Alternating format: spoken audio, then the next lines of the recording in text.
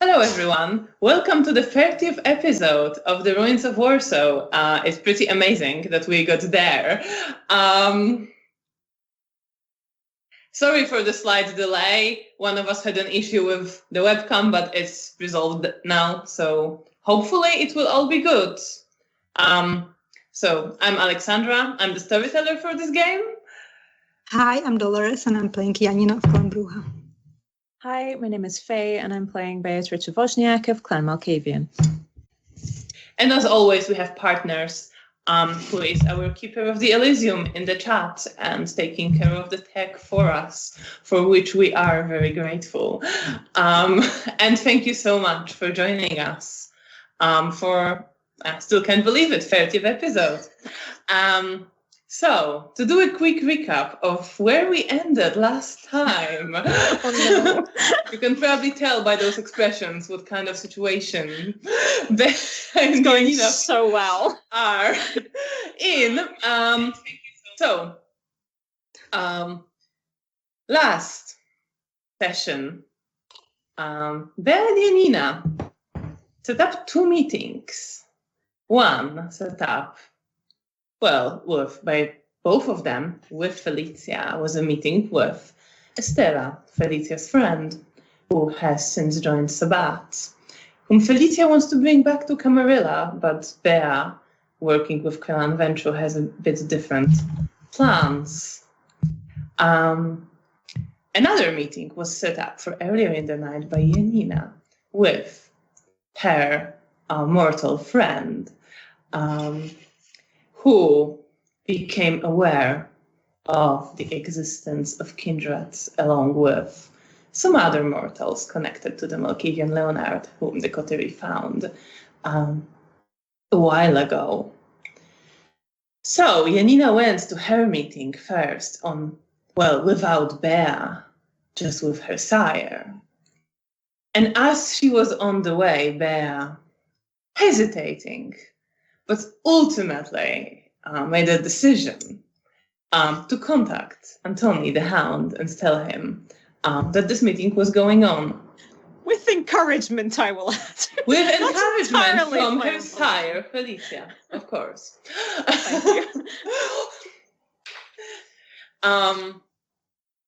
Janina, who was doing pretty well during her meeting, convincing the mortals to leave Warsaw and to run away and disappear and not mention any of this to anybody, was confronted with Antoni, who showed up, and she promptly attacked him, which resulted in a fight and death of most of the people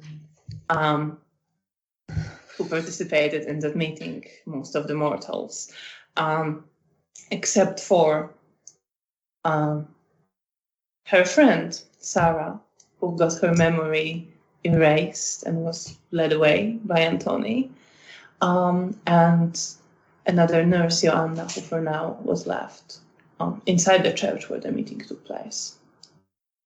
Bea, on the other hand, made her way with her sire to the meeting with Estela. She had some omens which indicated that she might not quite be doing the right thing, maybe, for her relationship with her sire. But she pushed for the blood bond and got Felicia to the meeting. And after an exchange with Estela, during which Sabat Malkavian Irmina also showed up, Estela was attacked by two Nosferatu, one of them the Hound Clemens, another unknown to the coterie. And that was where we ended. But we will start today with Janina. Janina, you were sitting in a car with Daniel. Antoni walked away with Sarah, taking her somewhere further along the street. You're waiting a little bit of time, maybe 10 minutes. Daniel isn't saying much. just looking into the distance with a pretty exhausted expression. And after that time, you see Antoni coming back along the street. He's walking fairly slowly, and he gets to the car. He goes to the passenger's door. He glances at you as he opens it, but doesn't say anything. Examines his clothes. You see his coat and shirt, which have bullet holes in them and are covered in blood. He slumps for a little bit and picks up a bag that is in the legs in front of the passenger seat, takes off his coat, takes off his shirt, picks up another shirt, a clean one, and puts it on, and walks to the back of a car, throws his destroyed clothes into the boot of a car, glances towards you and Daniel again, and goes towards the church. What are you thinking about? How are you feeling? Well, I feel very guilty, and when I see him, I know that it was my mistake, and I overestimated what happened. Came to wrong conclusions because after everything that I saw, so I realized that he genuinely wanted to help.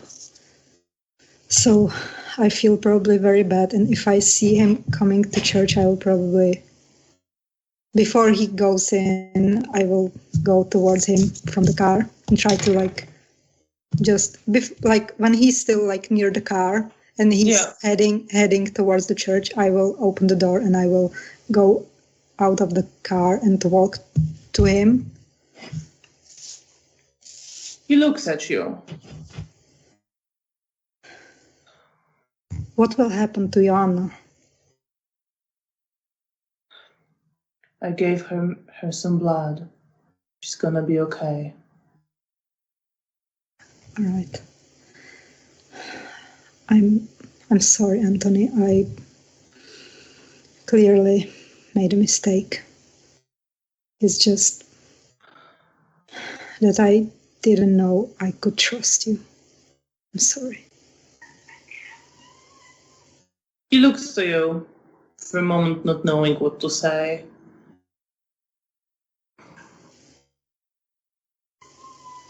And then just says, "Please wait in the car. I get her. It's gonna take her a moment to get used to all of this." Okay.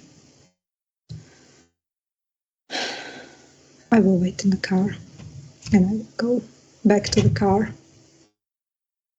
You go back to the car. Daniel just puts an arm on your shoulder.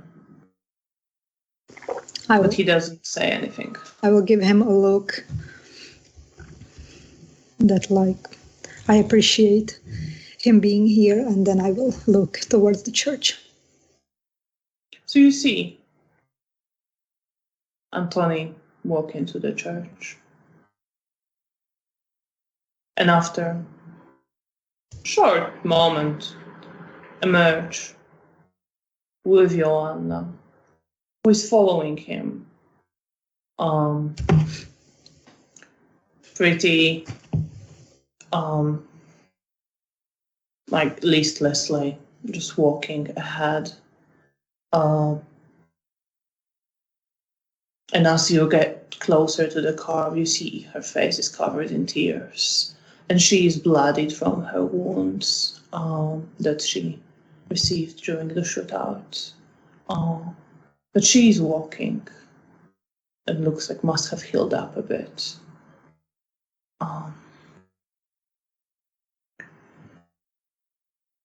And Antoni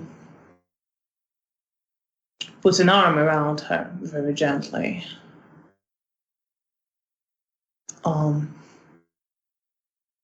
Opens the door for her and sits her at the front of the car.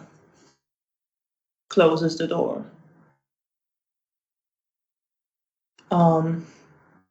And she just slumps against the door and stays there like that. After which he goes to the driver's seat, gets in and sits there, deflated. You just see his broken, exhausted expression in the rearview mirror as he puts his hands on the steering wheel and is staring into the distance for a while, not moving. After which he shakes himself a bit, looks back to you. I'm driving back to the hotel. Right. Are you coming? Or do you want to get off somewhere on the way? I will remember that I promised Bea that I'm gonna help her. So I have to get to the. It was a school that the Yeah, meeting the was? Szachtmajer school. Yeah, so I will just tell him that's where I need to go.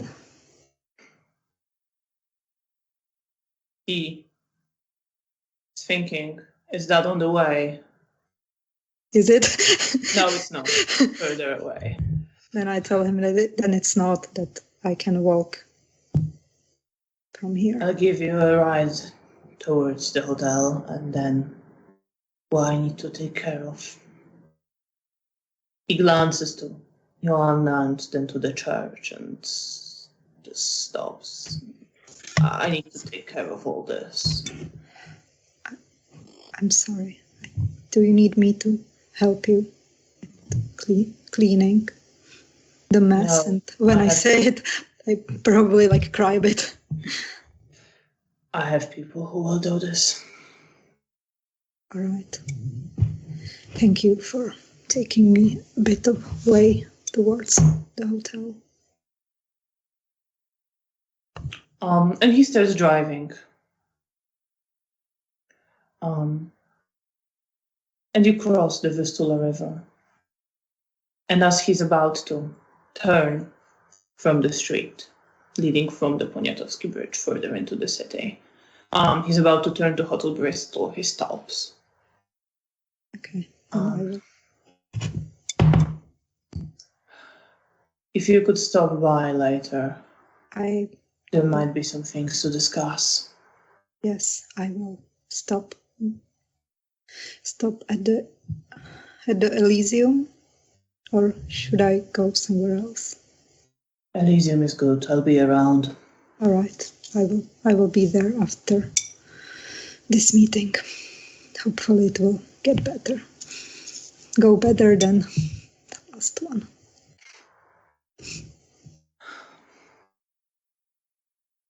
He almost looks like he's about to say anything, but he just can't, and he just waits for you to get out of the car. Yeah, and I presume Daniel is also... Yeah, Daniel gets out with you. Right. So I'll get up. You get out of the car with Daniel. Anthony drives off towards Hotel Bristol, which is not far from here, with Joanna.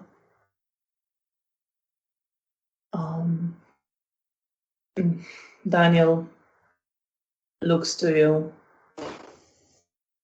We should probably hurry. Yes. Let's talk about all of this later, maybe. Agreed. And he just starts walking at a pretty fast pace. Yeah, I will follow him. Meanwhile, at Szachtmajer school, Yep. there, the conversation got interrupted when two Nosferatu appeared. One of them looks vaguely familiar. It is Clemens the Hound. He grabs Estera, wraps his arms around her. The other one, whom you haven't seen, a woman with greenish grey, sick-looking patchy skin, ears elongated downwards, and very thin, slightly slighted to one side figure, has a bayonet with which she stabs Estera the moment she appears. And soon after that, as Estera screams in pain, she slashes again across her chest. Blood gushes out of Estera, and you see her face contort in pain, and her scream fills the air. Soon after, we rolled for initiative for Bea for this at the end of last session. It didn't go well. No, it's going last. So what happens then is that you hear at the very edge of your consciousness screams and whispers that almost pull at something in you, almost stir up something in you. It doesn't quite affect you, but you see Clemens suddenly grab Estera harder and bite into her neck. And at this point, Felicia runs up to the Nosferatu woman, saying, no, you should stop. What are you doing? That's not how we do things. I can get through to her. Stop. And she just looks into her eyes and says the stop, and you feel it resonate around you. And the woman freezes for the moment, at which point Estera, whose face is now contorted, looking completely inhuman, twisted, angry, pushes Clemens away from herself. What are you doing? Question, where is Ermina in all of this? She's not far from you. She's sort of on the side of this group. Okay. They are in front of you. Felicia is right next to you. And Ermina is, if you were looking straight kind of to the left of this group and on the other side from you than Felicia. You could get to her if you wanted.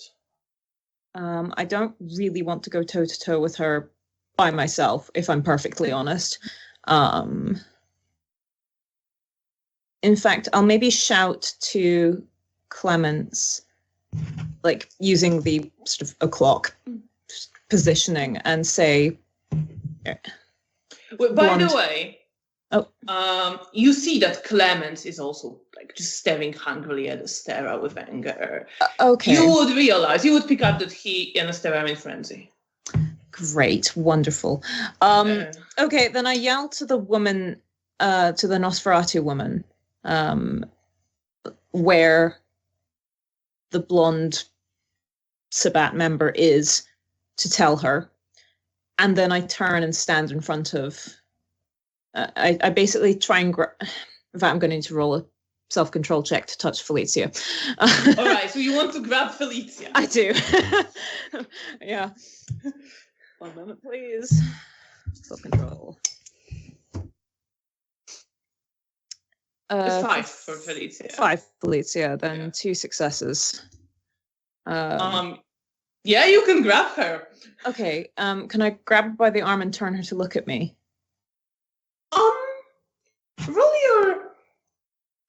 To turn her, roll your strength and brawl with difficulty 6. Okay.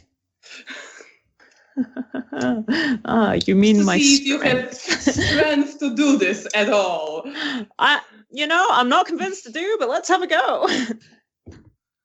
Well, I rolled a 9 on my singular dice, so that's a 1 success. Yeah, she's not expecting it. Yeah. So she's kind of, firmly standing her ground, facing the Nosferatu woman, but you grab her and turn her towards And yourself. I'd like to use passion to dampen her emotions and say it'll be fine. All right. I would like you, before you do that, to roll for resisting your blood bond. Yeah, no, that's fair. Because you promised to help her with Estera. Thank you. It's a difficulty 8, as always. I have 1 success. Yes, you can then do this. Okay. Right. And now I'll roll for the And now roll your charisma and empathy. Okay. With difficulty on that is 4. Charisma and the... It's the all gone wrong song.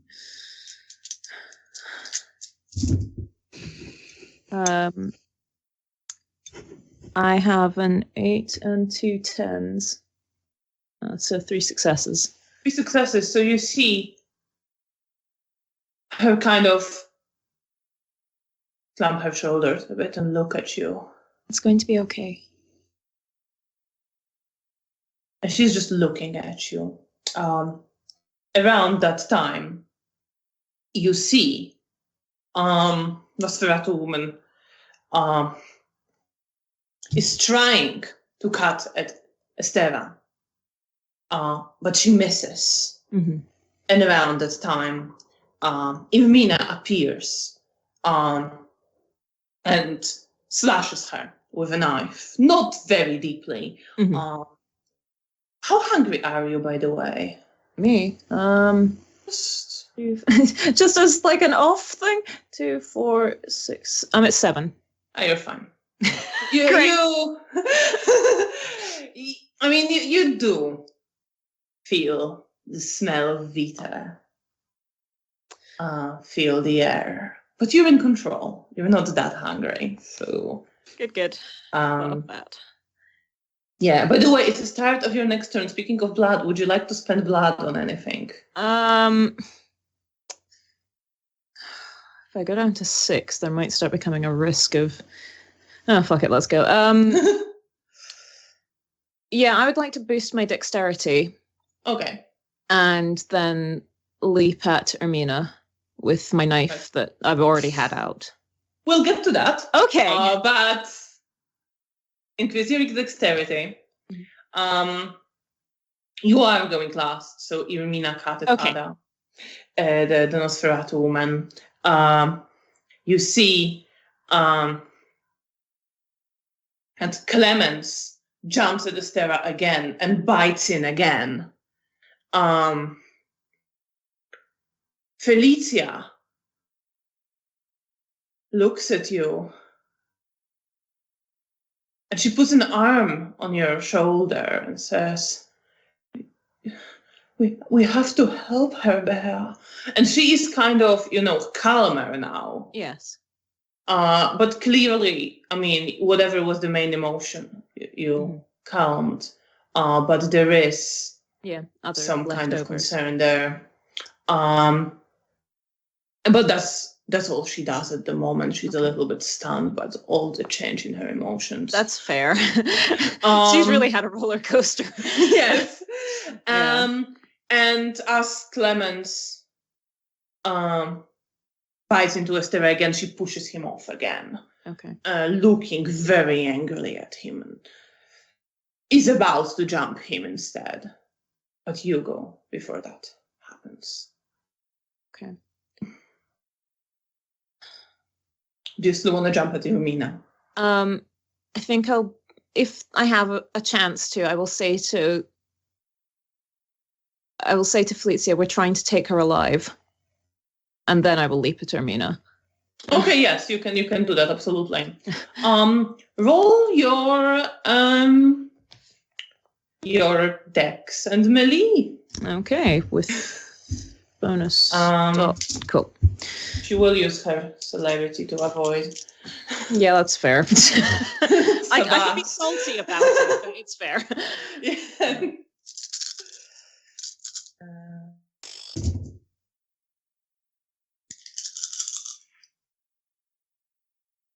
That is 4 successes. 4 successes. Yeah, you cut her. Great. Yeah. Take your strength and 1 dot for your knife and roll your damage. Okay. And I'm aiming for 6 again. Yeah. I have a 10. All right. Okay. So you cut her. It's not a very deep cut, but No. she kind of looks at you almost offended and then gives you a smile. At which point, Astera, you notice out the corner of your eye, manages to catch Clemens and starts drinking from him. Oh, God. Great. No, save the Nosferatu. There's 2 of them. I'm trying to get someone. I'm multitasking here.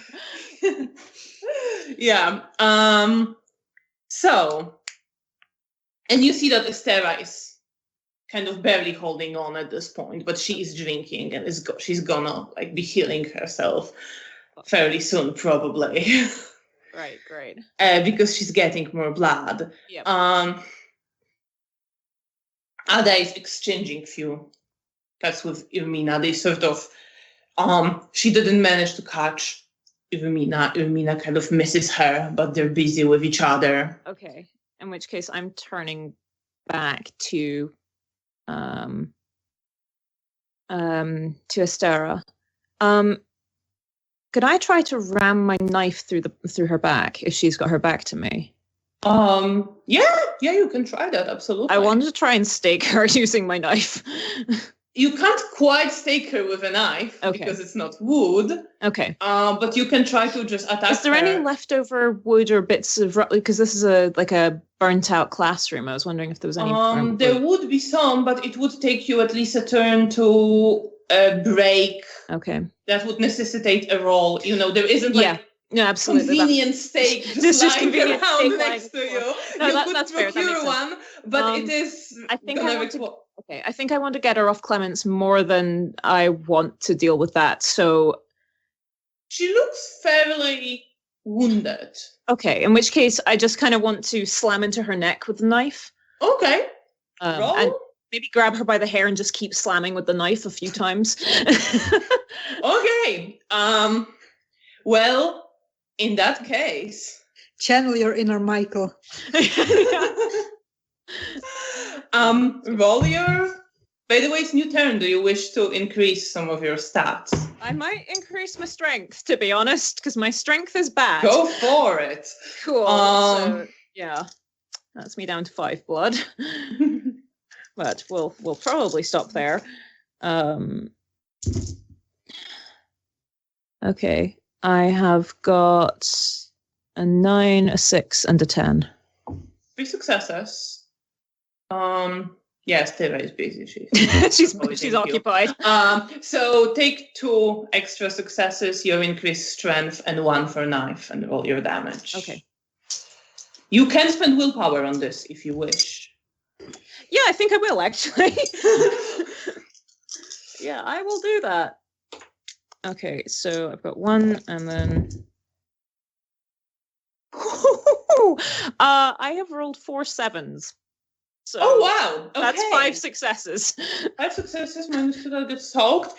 Yeah, you stab her and stab her and stab her, and you see that she just goes limp and dried out and goes into torpor. Okay, great. At which point, you still see Ada and Irmina. Ada is the Nosferatu woman. I was not going to reveal that, but I did. That's fine. I will remember it later. It's fine. She would have introduced herself. I mean, at the end of all this mess, but yeah. Yeah. Definitely turning back around. Irmina. She's still going at Irmina. They're kind of cutting each other, avoiding each other. They're both a little bit wounded right now. Okay. Felicia, Clemens bites into Torpidostera, and Felicia tries to pull him off. Okay.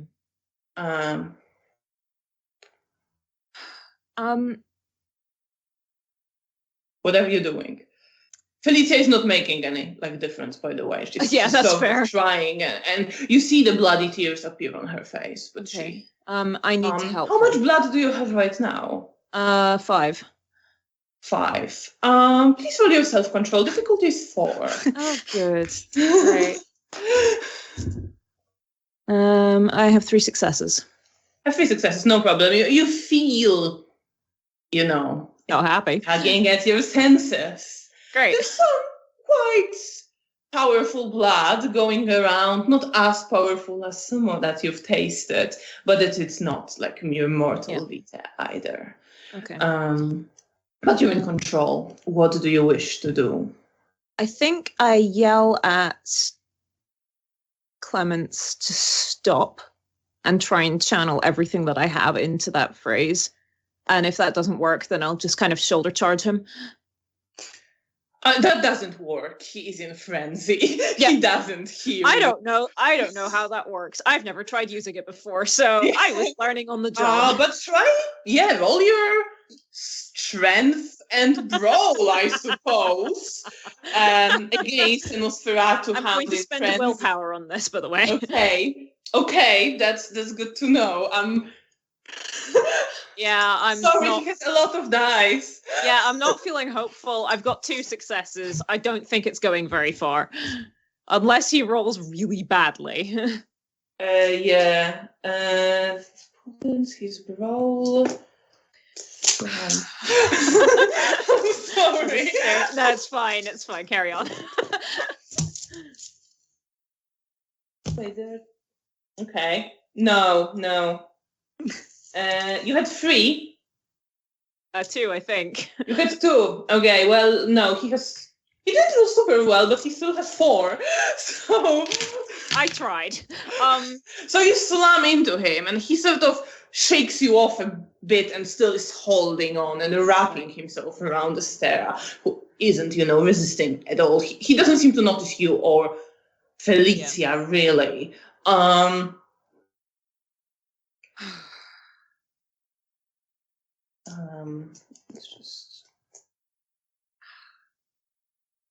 What do you wish to do? That sort of continues. Is Ermina is the situation with Ermina and the other Nosferatu still it's kind of a standoff? Sort of, yeah. A standoff. Okay. In which case I'm going to continue trying to get Clements off. I think what I'm going to try and do is jam my knife into his mouth to try and sort of disrupt the hold.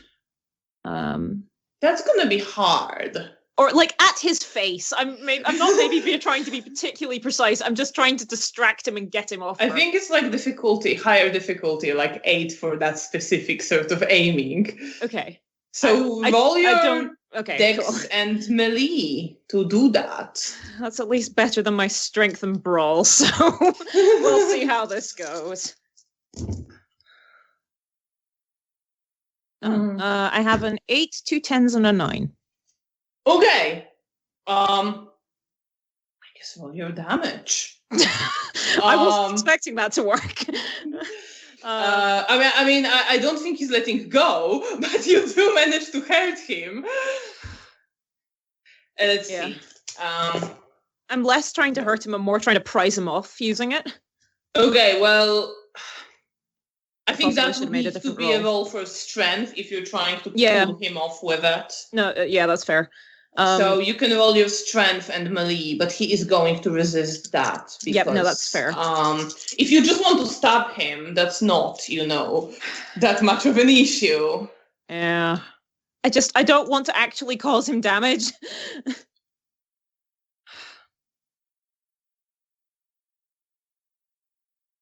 Okay. Okay, I'm just going to go for it. I'm going to try and prise him off. Yeah. I don't want to hurt him. Okay. I care more about him than I do about Astera. Yeah. I have a 6, a 4, and a 5, and an 8. Sorry, reading in this light is a bit of a pain. 6, 4, 5, and an 8. So 5 and 8. Six. 6 and 8. That's 2 successes. Yeah, Okay, sorry. My brain there was not functioning. No, that's fine. No. Like you try to put him off, and he just holding on, like as if he wasn't registering the pain. You do some damage to him, cutting him a bit, and he keeps drinking. And you see Estera's body slowly begin to crumble. Oh. Do-do-doom. I scream in frustration and then spin around to go deal with Ermina. All right. Then roll your deck. You can spend more blood if you wish. Yeah. If she's in combat and maybe distracted, could I try and find a dark spot to use obfuscate it in? I don't think quite, because that's she knows fine. where you are, more or less, and she knows you're there. Yep, no, absolutely, that's fine. And that would take a while. Like, you can sort of run out and that's do that, fine. but it's gonna, No, absolutely fine. Okay, in which case, I'm just gonna try and get around behind her and just try and. I'm less trying to cause her damage and more just keep her distracted away from the Nosferatu, who's probably better at causing damage than I am. Yeah. Then roll your dex and melee. Okay, that's interesting. I have 2 7s, an 8, a 9, and a 10. So that is 5 successes. 5 successes, yeah. Take your 4 and your strength and 1 for your knife. Oh my god. I love how I was like, I'm not trying to do damage. Proceeds to do an awful lot of damage. I have 2 9s, 7, a 10, and a 7. That's 5 successes. Jesus Christ, Bea. Wow, so you do. Where is she? Finally, this bitch is getting some. So you actually stab her or cut her quite deeply. I think we're both as surprised as each other. You, with the surprise on her face. And then looks around her and sees Estera just crumble to dust. Uh-oh. And looks to Ada, who's like getting ready to cut her again, and she just starts running. And you see Felicia.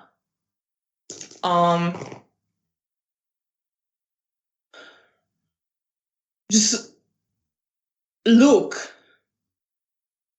at Clemens, and she is controlling herself, but barely.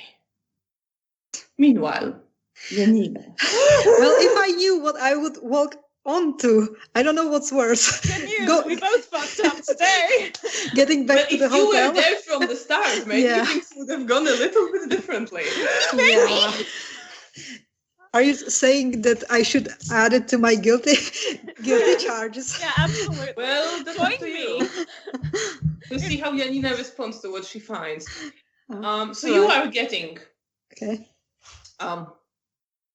with Daniel to the Szachtmajer school. You know you are somewhat late to the meeting. I'm nervous. And I'm trying, as we are getting closer, I'm trying to like assess the situation, if I hear anything or like, when we are like probably, I guess I wouldn't hear anything if we were still outside, but once we are using your Auspex? Oh yeah, let's use it. You know that. I just remembered I had it. Welcome. So, roll your perception and alertness. Difficulty will still be 8, just to see, how much you hear from the distance. I have 1 success. I have 1 success, so you do hear, as you're approaching the school, just the sort of a little bit of like groaning in pain and someone falling. It sounds like there's a fight going on. But you can't quite discern much more than that. Like there's something like this going on, or someone is trashing the place. But I will probably grab Daniel's hand and like just tell him that there's something is happening there, and that we should be cautious.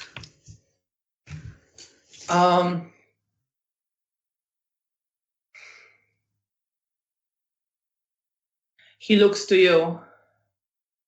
Well, isn't it? You're meeting with Sabat. Yeah, but it wasn't supposed to go bad, you know. But I guess, well, I worry about Bea. We should go and check it out. Just be careful. Yeah, let's go. And I will go towards the sounds, but I'm trying to approach very silently. So, are you trying to be stealthy? Yeah. Is that what you're saying? Yes. So roll your dex and stealth. You can add your celerity to that roll. I'm gonna roll for Daniel then, because he follows your lead on this. With the expression that suggests he doesn't like anything about what is happening. What was the difficulty? Sorry. The difficulty would be 6. Okay, so I have 3 successes. 3 successes. Okay.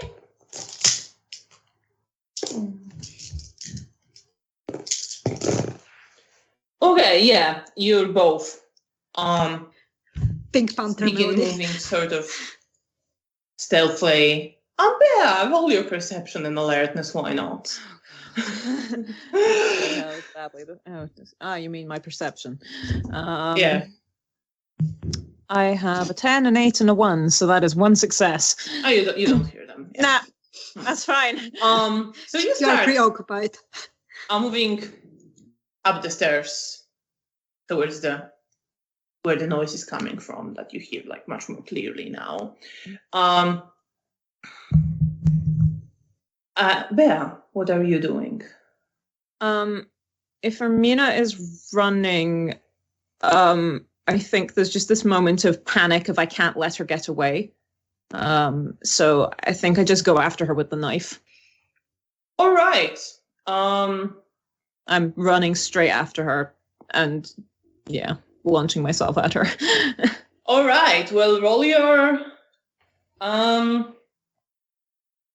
your dex and melee. Felicia, you see what happens. You leave that be for now. Yeah, I'm gonna deal with the consequences of my actions later. Okay. Like you should. That's a problem for future me. I have 2 10s and a 7. 2 10s and a 7. Right. She. Okay.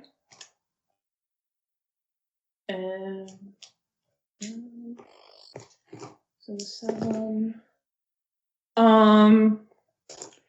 Yeah, you do manage to get to her. Okay. There's gonna be 1 success over your strength Okay. and 1 + 9. So whatever that is, you roll. Yeah. I have 2 6s and a 10. Have 2 6s and a So 10. 3. It doesn't. You cut her, and it doesn't seem to bother her that much this time. Okay. At which point she looks to you. What's your, I think, self-control and... oh my god, I don't remember what that is. And I don't have my cheat sheet. I'm sorry about this. Not a problem. And my self-control is 4. Your self-control is 4. I think it's going to be your perception. I think it's going to be... Okay, so 8. 8, yeah. Okay. Not an easy roll for her. Not an easy roll for her. Doable, but not easy. But she did roll 3 10s. Okay. Right. So at this point, you start hearing. It was perception for control. You start hearing the shouting and smell smoke, and hear the bombs falling. Oh no. Can this night go any worse? Yes. Yes, it can. Don't say that. And it will. How do you respond to that? I think I scream in anger because how dare she bring that up? Fuck it. I'm going to. Do I stab her or do I mentally do a thing? I would say, because I normally, and I'm sorry, that's a bit mean, but normally when you use it, I decide it distracts people one absolutely. turn. So I would say that it distracts you for a absolutely. turn as well to work through it, because in it's which the case same I power probably that you have. I probably stumble backwards with a sort of scream of rage. Yeah. Grabbing at my head. All right. And she is bolting into one of the side corridors, just turning to the side. Janina, you hear How is that Bea's Nosferatu? scream. Sorry. Janina, you hear Bea's scream. Okay, then I will abandon my silence and I will run towards Bea, towards the voice. You hear someone running up the stairs as well. Okay, do I see her? Yeah, at this point you would. How far away she is from me? She's sort of along the length of a corridor, Bea. Okay, and the running person? You don't see her. She turned into Okay. one of the side corridors. Okay, You don't know where she is. then I will run towards Bea. Okay. So Bea, you see Janina in front of you, running towards you. Janina? What happened? Are you all right? Yes, the blonde Sabbat member. She ran into a side room. She made the bombs fall. Look for her. All right. Look for her. Okay, then I will quickly glance towards the room to assess the situation if there's any other danger, and if not, then I will bolt where Bea showed that she ran. Well, in the other room, you see the Nosferatu woman holding Clemens, who's sort of struggling against her still. Okay, can I realize that they are not Sabbat, that they are she's trying? You recognize Clemens. Yes. And do I recognize and you know there is Felicia there, who's sort of just hitting this, hitting Clemens with her fist. Okay, then I will leave. This situation is fine. Nope. Okay. This is fine. And I will try to run towards the running person that I didn't see.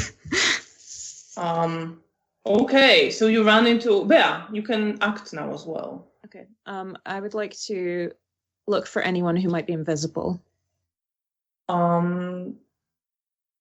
Yeah, roll your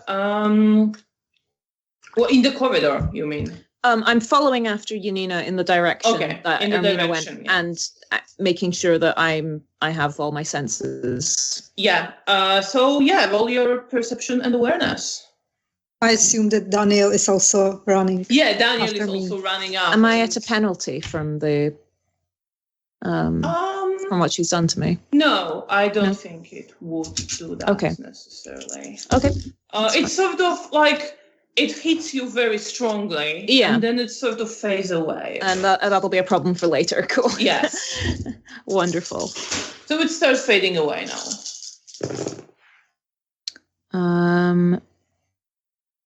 I have got a 7, an 8, a 9, and a 10, so 4 successes. 4 successes. Yep. You don't see anyone. Shit. Janina, you don't see anyone.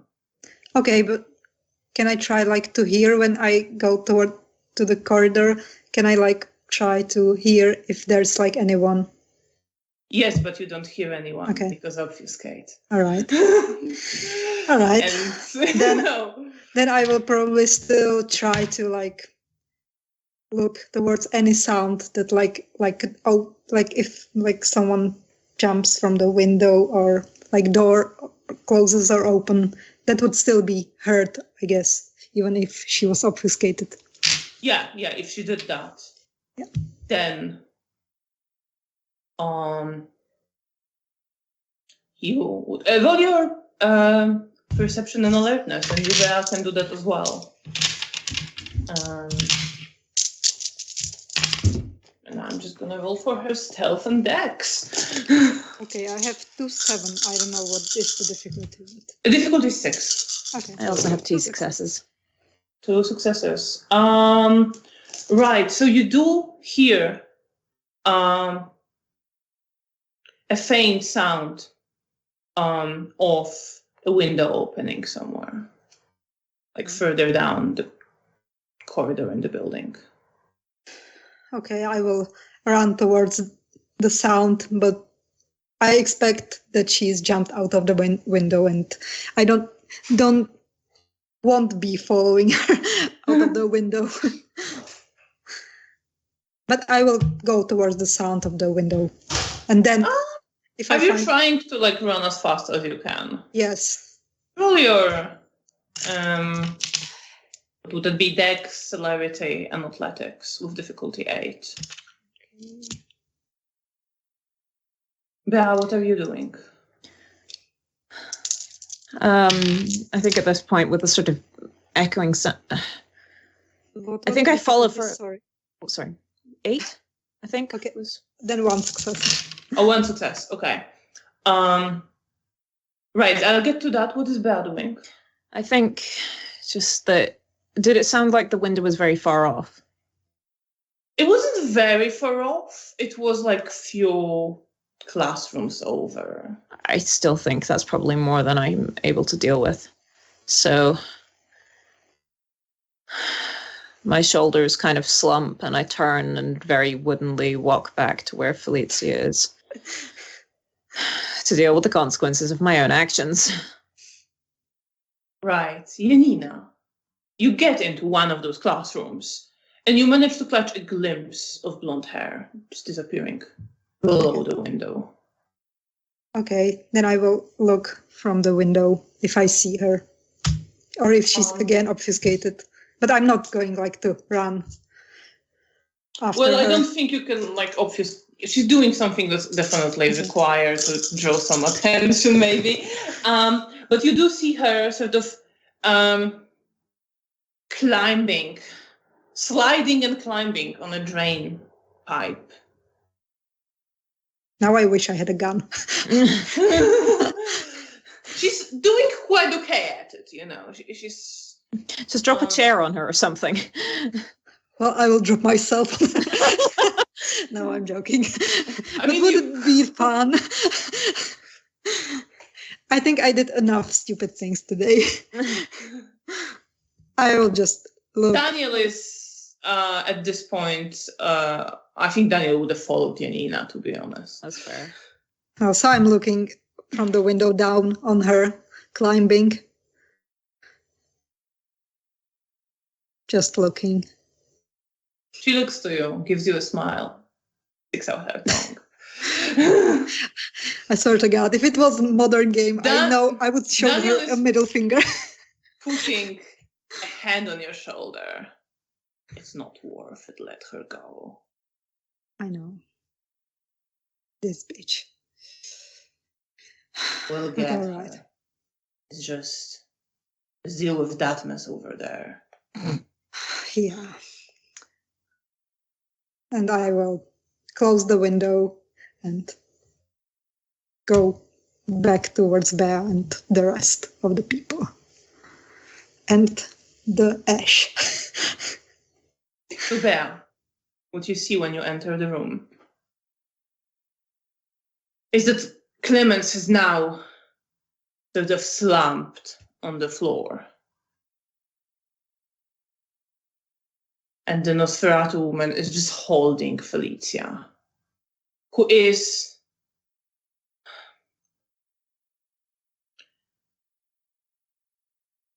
like sort of standing there, just staring at Clemens, and then looks up at you.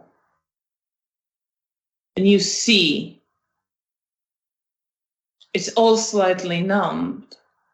It's not anger there, but you see a hurt and disappointment on her face.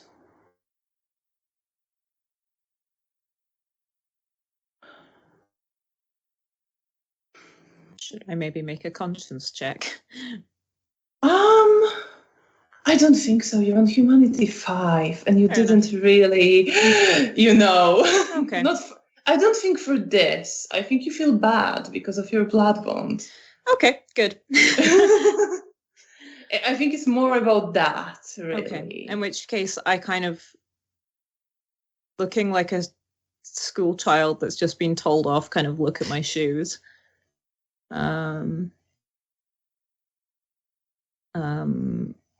My hand streaked in Ermina's blood and some of Clemence's blood. And then just kind of turn and lean against the wall in a sort of defeated expression.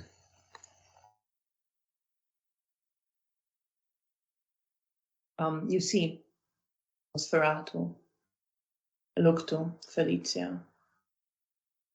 Just tell her, I know you're in pain, but just hold it together, okay?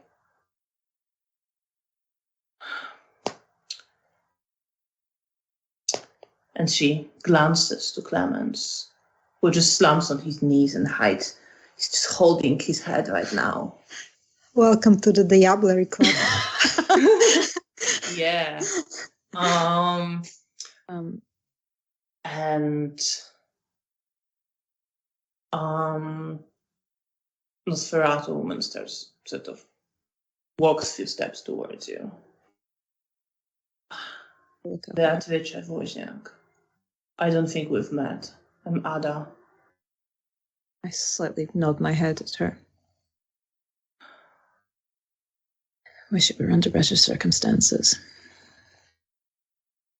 She glances to Clemens again. Felicia is just standing there now, sort of.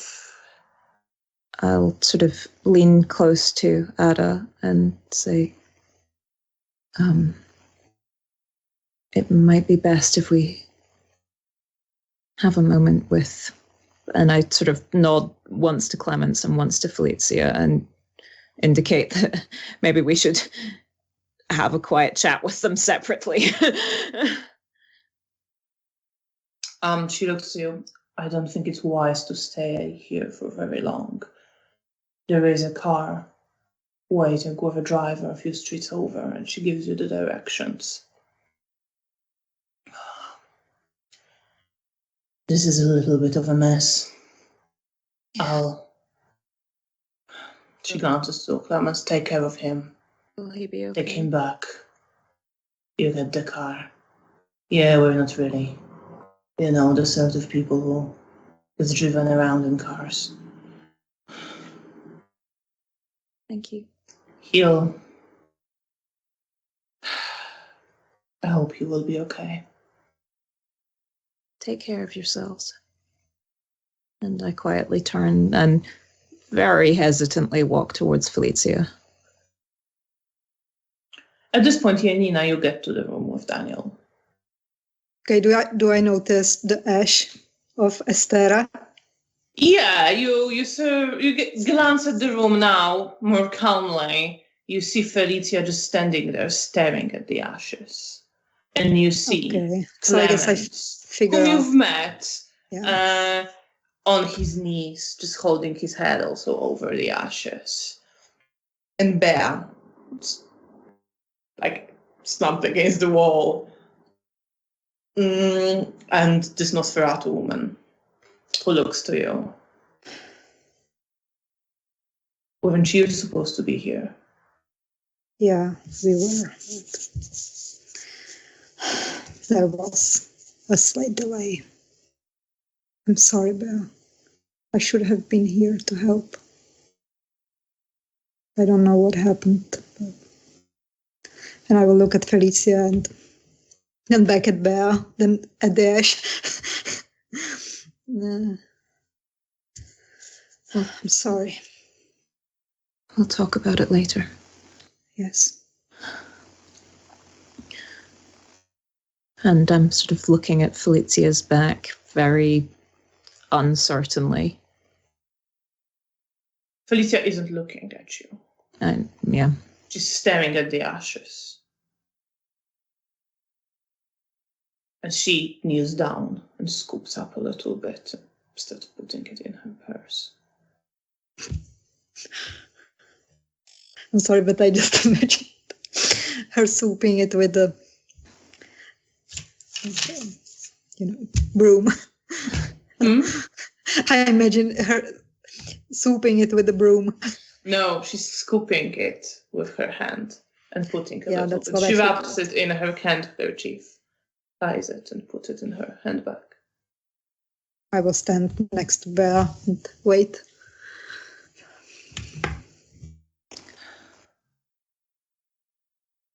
Daniel is just standing there, uncertain, like what to do. What a nice feeling. I will very tentatively take a step towards Felicia. I'm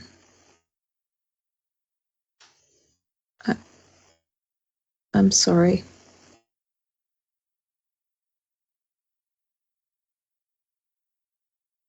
She looks to you. She says, "You promised."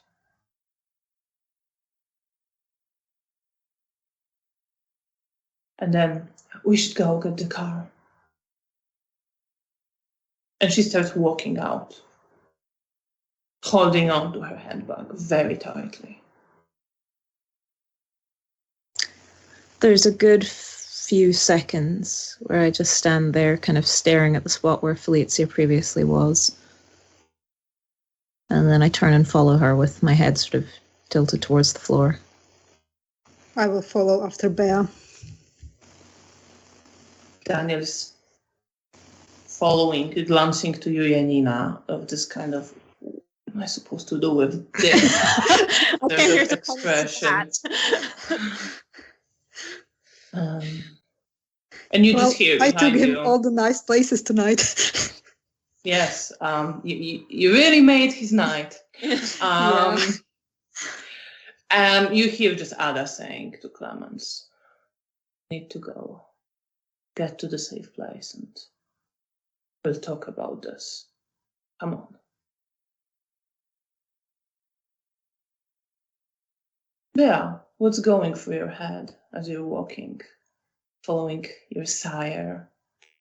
There's a mixture of the soft sound of bombs mixed in with this sort of crushing sense of failure and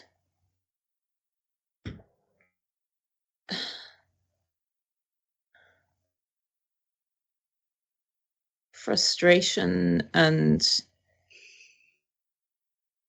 tiredness and just wanting to cry.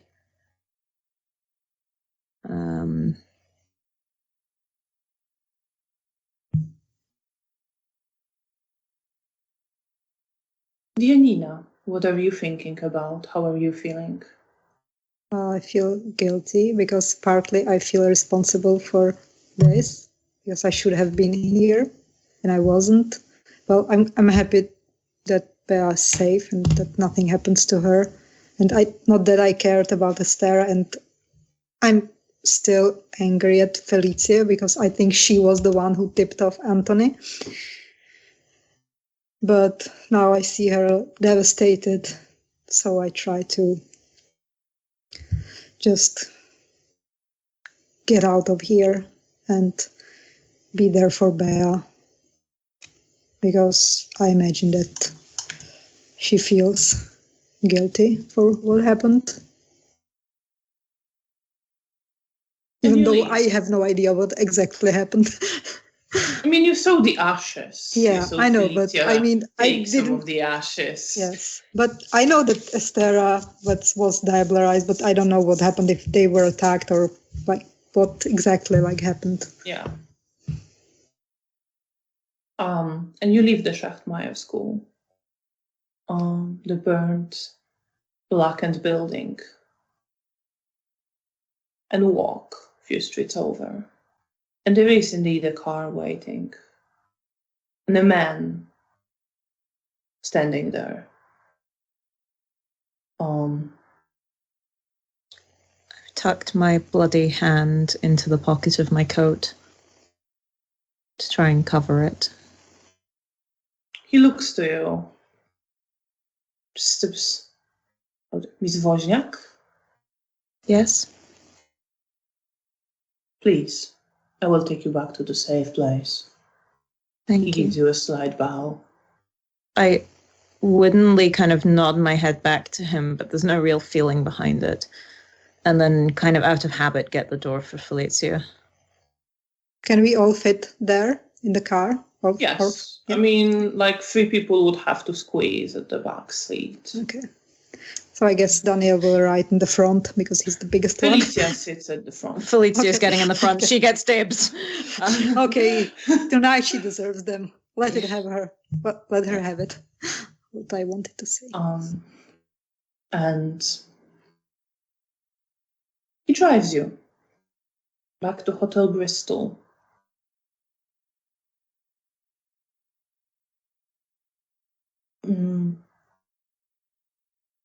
Where he parks the car. Felicia gets out and just starts heading towards the hotel. There's a brief hesitation before I get out. Same with me. Yeah. Daniel is just looking like he kind of opens the door and starts getting out.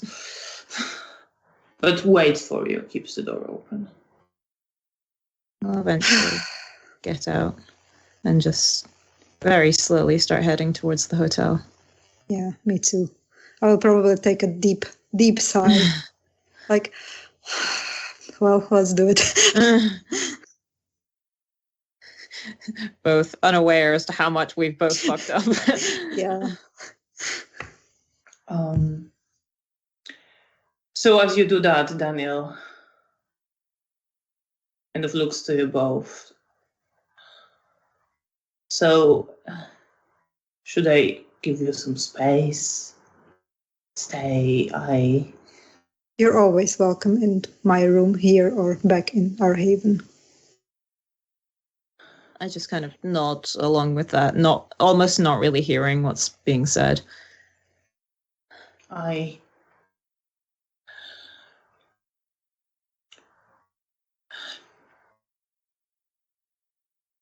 don't really understand what happened with that building.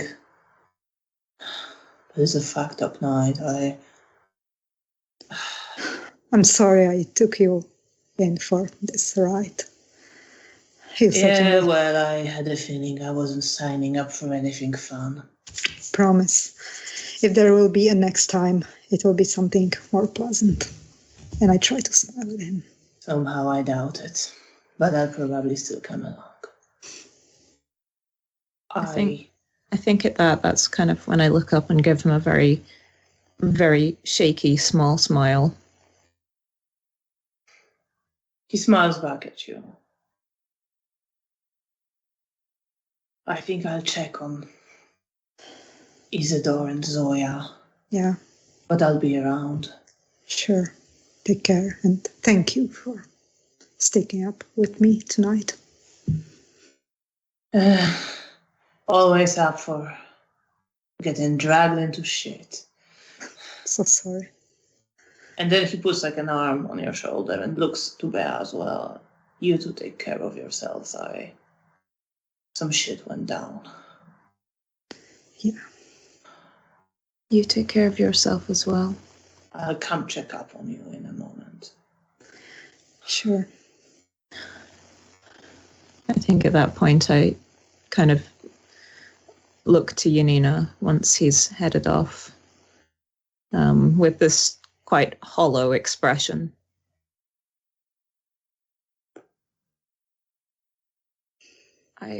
I hoped that we could take her alive. That... God, this is messed up. What happened exactly? Did she attack you? No,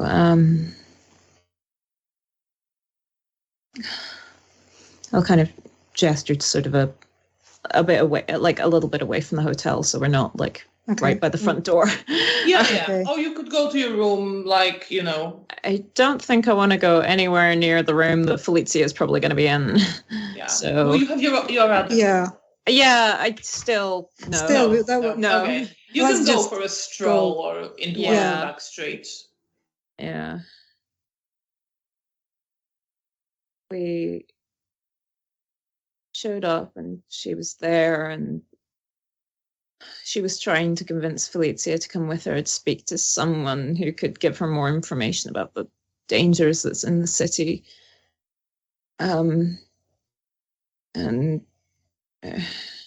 the blonde woman was there as well, and then the Nosferatu both dropped in, attacked Astera. I guess. And then something went wrong. Sorry, I don't think she uses Clemence's name. The man, he lost control. He suddenly frenzied and just went for her. I tried to stop him, but I couldn't do anything. I wasn't strong enough. I feel a bit more of my guilt, and I will try to place my hand on Bea, but then I remember that she doesn't like it, and I retract it, and then I just like, I'm sorry, I should have been there. What happened? Where were you? Well, my night wasn't much better. I did fucked up quite a lot.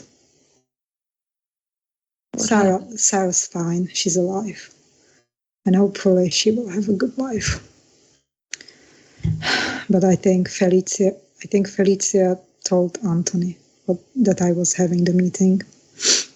And he showed up, and I was in the middle of convincing the people to go away. And I think it was working, but I got scared when Anthony showed up, and I don't know, I snapped. I fear that he is going to hurt Sarah. And I attacked him, and then shit went up. Most of them are dead, the priest included. Sarah was spared, thankfully. And Joanna, I think she's a ghoul now. But the rest are dead. And I attacked Anthony. I just kind of stare at her in horror. Yeah. I think Yeah? now you can roll for conscience. Difficulty is always 8. I don't have much high hopes for Bea's conscience, to be honest. I've rolled a 9. Then you do feel the guilt for having called Anthony. You maybe are surprised by it. Yeah. But it stirs in you, and you think of those people you've met. It sounds familiar, all those people, and they're dead now. And you know it's your fault, not Felicia's. I think just a single tear starts running down my cheek.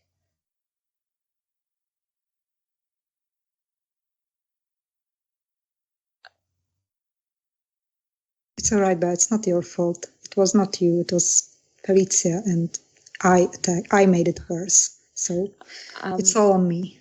I'd like to roll self-control to touch Janina. Of course, difficulty 6. I have a 10, a 6, and a 1, so 1 success. With a moment of hesitation, I sort of lean up and touch Janina's hand. I'm sorry. It was me. I was scared for you. I didn't know what was going to happen. I had a bad feeling. And I just wanted to make sure you were going to be okay. And oh God. I will probably put my hand away and I will make a step away from her, like in shock and horror. And like, I feel betrayed. Janina, are you feeling angry at it? I don't know if exactly angry, because I still love her and You can still love someone and be angry.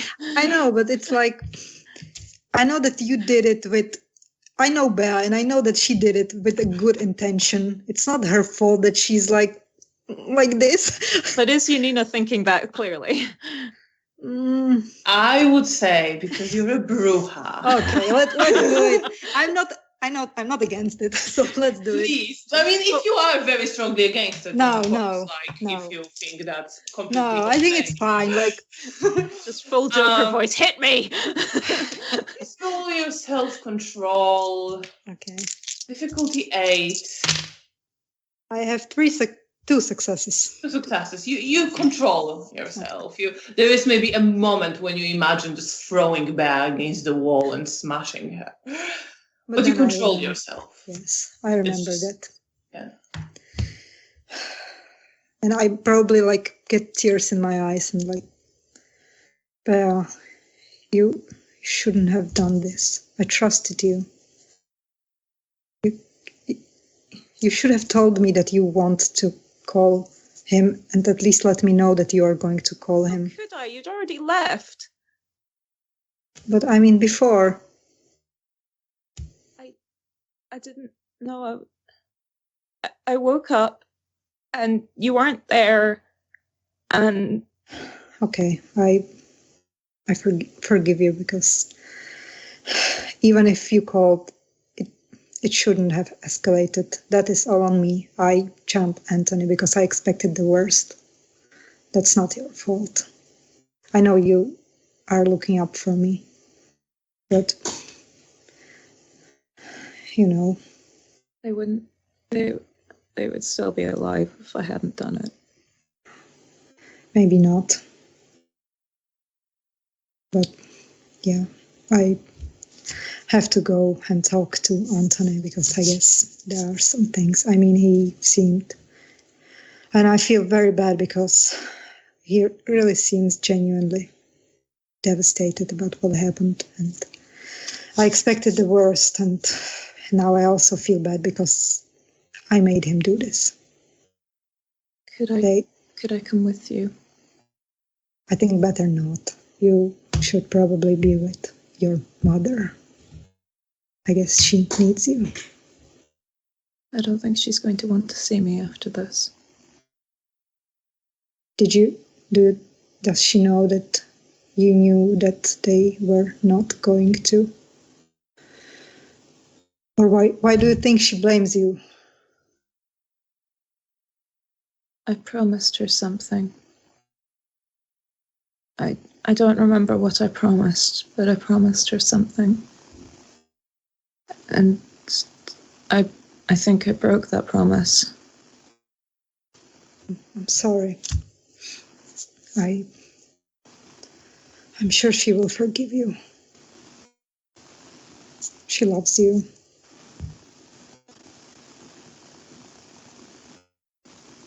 But if you don't want to be alone, of course, I mean, you can come with me.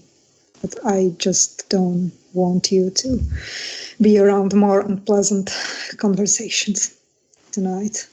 I think I need to be. All right, then of course you're welcome to come. I also don't want you to be alone either. And I will smile at her and I will open my hand, like if she wants to hold my hand, that we can hold hands and get back to the hotel and go to Elysium with Bea. Does my self-control check still? Yes. In which case, I tentatively take Janina's hand. It's uncomfortable the entire way there, but I'll do it because I know that it makes her feel better. Yeah. I deserve some hand-holding today. And I think at this point, as you're walking into Hotel Bristol holding hands, we're going to have a short break. Thank you so much to everyone still watching. We hope you enjoyed this quite a sad and emotional part of our story. And we will be back in about 15 minutes, so please stay with us to continue and see how the things unfold for Bea and Janina in Hotel Bristol.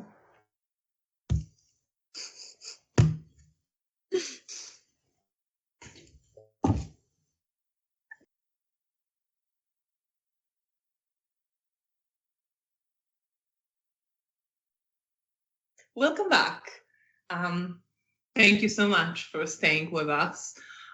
We hope you will enjoy the second half of this episode and see how Janina and Bea deal with their emotions and possible fallout from their actions.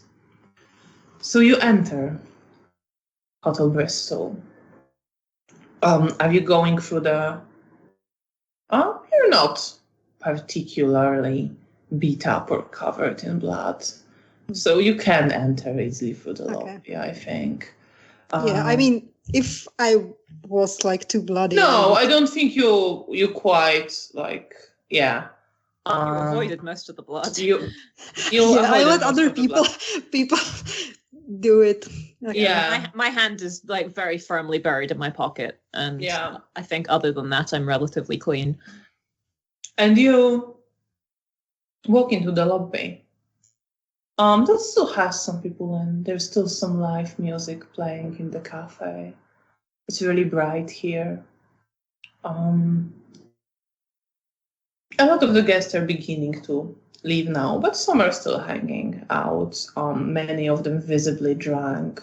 It was quite a loud crowd of people in military uniforms, Soviet ones, at one of the bigger tables.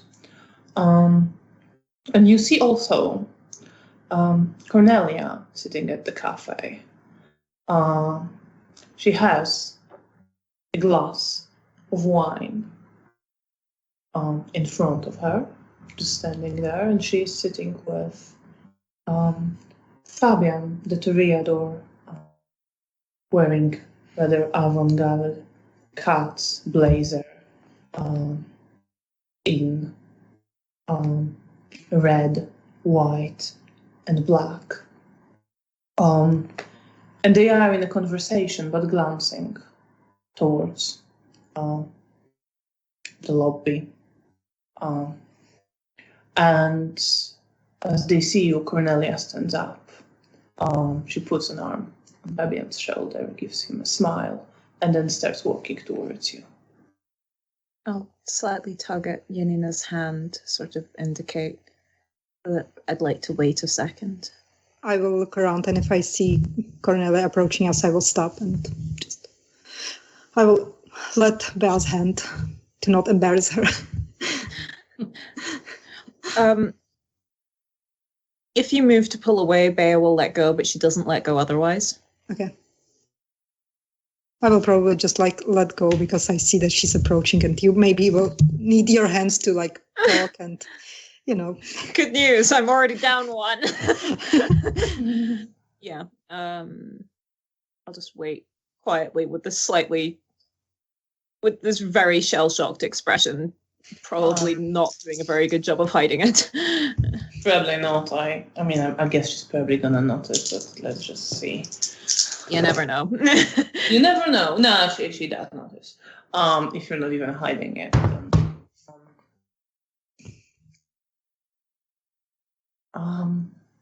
She comes up to you. Miss Wozniak, is everything all right? It's done. Are you able to talk for a moment? Yes. We can also talk a bit later in the night if you would prefer.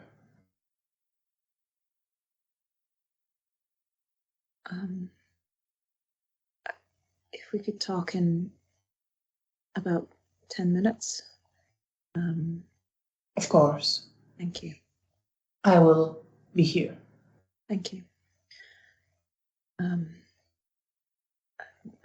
I'll come down and find you, and I'll kind of look to Janina. Janina thinking, do you think 10 minutes will be enough? Bea's saying that with the intention of leaving early after she. Okay. And then head up to Elysium. Yeah.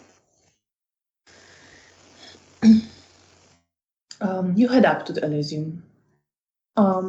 You see the usual groups of people there. Daniel isn't here. He must have gone somewhere else to talk to Isidore and Zoya. Bruno is there with Rahela and Elisa. You also see some of the toreadors. There's Mihail, there's Nina, there's Diana, and Stefania. And Antoni is indeed there, sitting at the table.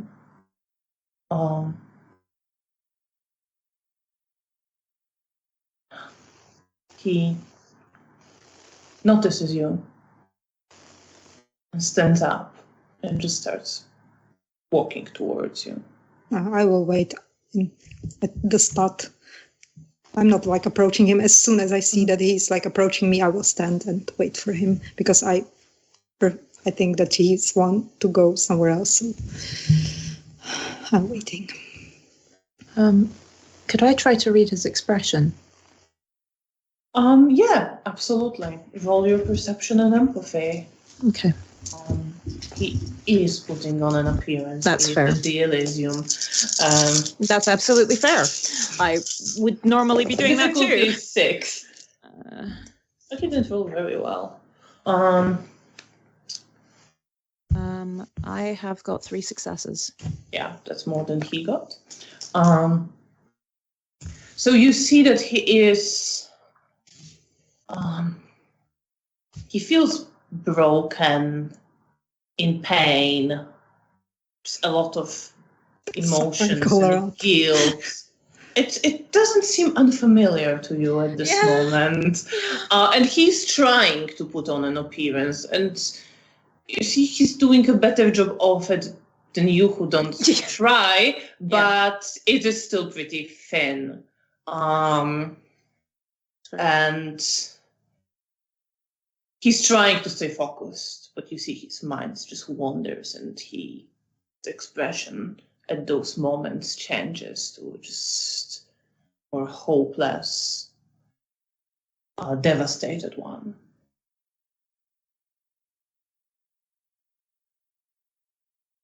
I'm still waiting slightly behind Janina in a sort of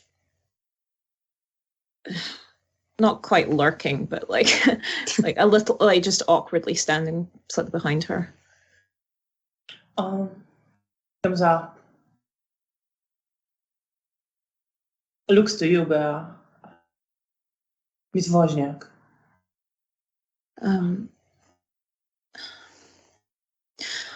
Then I would like to roll self-control. I'd like to put a hand on his elbow. That's going to be difficulty 7. That's fair. I have a 9 and a 10. Yes, you can do that. I just kind of lean over, put a hand on his elbow, and just very quietly say, I'm so sorry. He looks to you a little bit surprised, but then just nods his head. Thank you. I'll leave you be. I'm sorry for intruding. And I'll back out the room. I will probably like look towards Bea as she's leaving, but I know where she's going, so like I'm okay. Yeah, you see her. I assume you're heading downstairs. Yeah. So you see Bea turn in the direction you came from. And Antoni looks to you You see he looks tired. We should probably speak. Yes, Come on. And he starts heading out of the Elysium. I'm following him, looking at my shoes as I do. And he leads you downstairs to one of the service corridors and to a room there that is, it looks like it used to be a storage room and some stuff is removed from it right now and there's some table put in. But it's not, it looks like a room that is kind of in between different uses. And he tries to focus and he just wanders in there, like remembering the place. And he looks at it and is like, this is, well, as good a place as any, I suppose.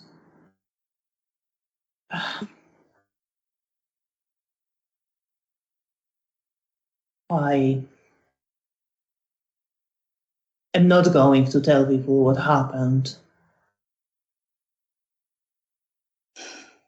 I'm very sorry because I misjudged you. I wish I could take it all back because now I see that you're a good man and I'm not really. I've done some shit. well, we all did, but what happened today was and is my fault, and I apologize for attacking you. I shouldn't have been so reckless, but at that moment, I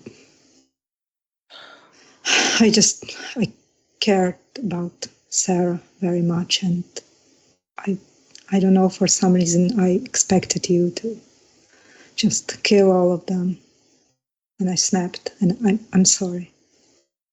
And I know it's nothing that can change what happened, and I see that you are broken too, and I made you do it, and it makes me feel very bad. And I don't know what to do to make it right. You don't have to. I know myself. I would have done what needed to be done. I just hoped we could find a better solution. Yeah. It's just, if I can be honest with you, I just will always be trying to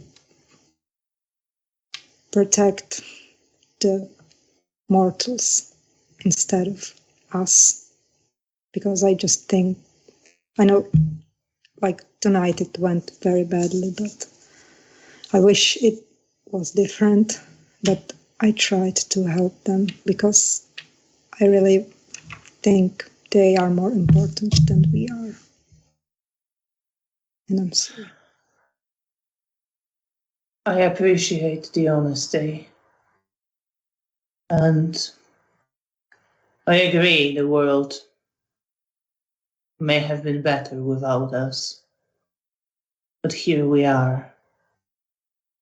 And that's not changing anytime soon. I know. And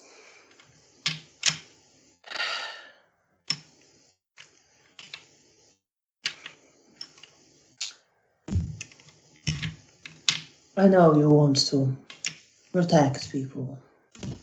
No, I'm not. I want to, but I'm not doing a very good job at it. I understand, really. Well, I know you do now. I mean, I don't really trust anyone here except Bea and Daniel, but I think you earn my trust. I wish it was under better circumstances, but I feel that I can be honest with you. You can. I'm not sure I deserve it, though. I had to make my peace with the Camarilla.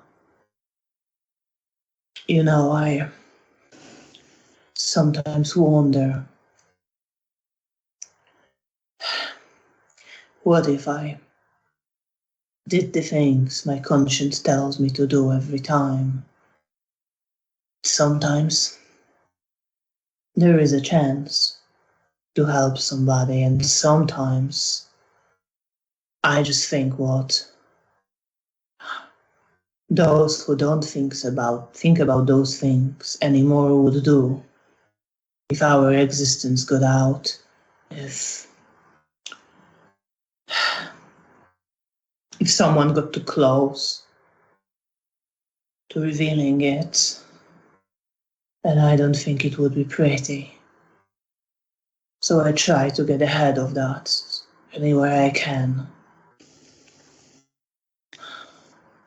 Yeah, I lack such wise thinking. I just always think with my heart first.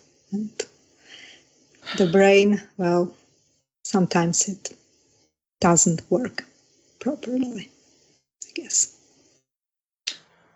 I'm not sure if that kind of wisdom is worth much, if I'm honest. Well, at least you fit in here. He shrugs. Well, yeah, I suppose I do, and just looks at you with this dark, devastated expression for a moment. Anyway, I reported that the issue was resolved, and the prince wishes to speak to you. Okay. Could I also talk to Leonard? Because I want to tell him. Yes, you can talk to Leonard. I'll ask when we can see the prince. Okay. Just, he kind of stops. When you do, don't do anything stupid. Don't say anything stupid. Just, roll with it all. I just want to be honest with him. No, I mean when you talk to the prince. Oh, okay. All right.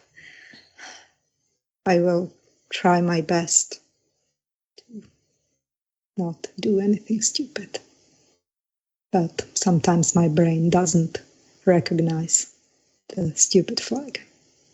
But be careful with Leonard too. He's going through a lot. I know, but He might take it very badly. Do you want me to be there? Do you want to do this later? Yes, if you can be there for him. He kind of glances at his watch. Just wait for me. Here. I'll be back in a second. Okay, but before he goes, I will extend my hand and I will touch his shoulder, and I will try to look him at the eyes, and I will very sincerely I'm really sorry, Anthony. I really wish I could take things back. You deserve better. I'm sorry. Looks to you, clearly unsure what to say. Just shakes his head. I know. I'll just try to just get through the rest of this night. Yeah. And he leaves you in that room. Okay. How are you feeling? What are you thinking about right now? Well, I feel my main emotion is probably guilt, and I feel very bad. I feel bad for the people who died, but also I see the impact it made on Anthony, and I genuinely feel very sorry towards him, and I feel bad for misjudging him because he was good to me before, and I should have been more trustful to him.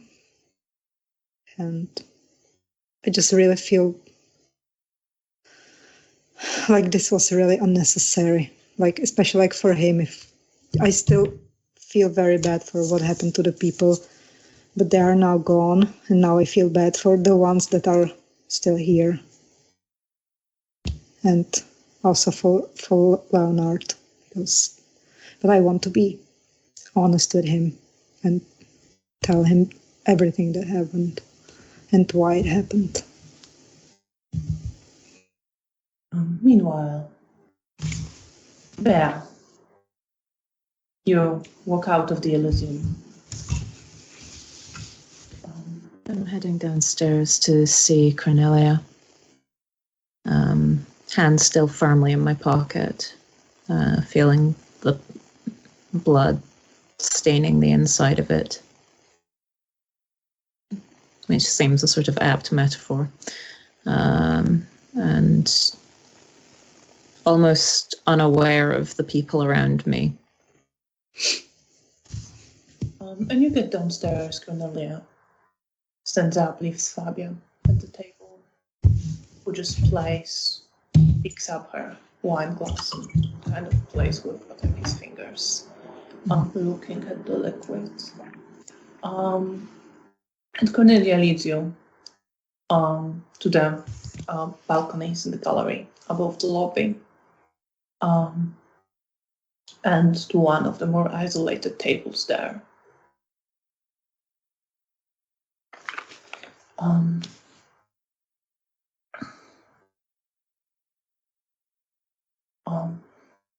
She lets you sit and gives you a moment,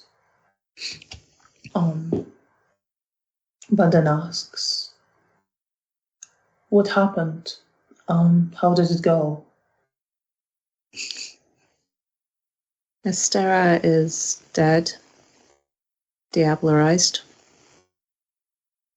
She does look. And I still have her self-control. Let's see how she. I'm just dropping that bombshell on her.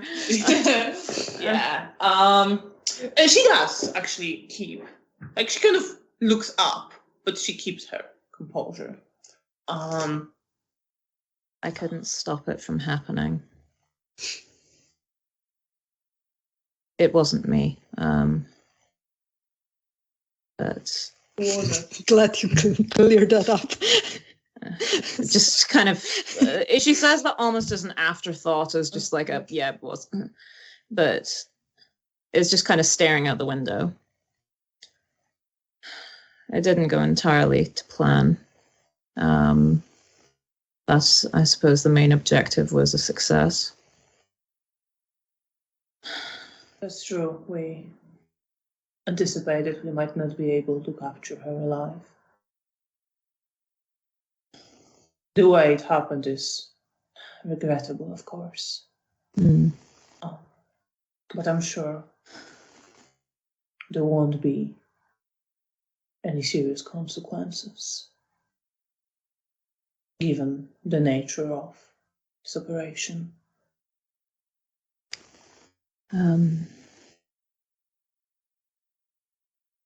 Felicia is not taking it well.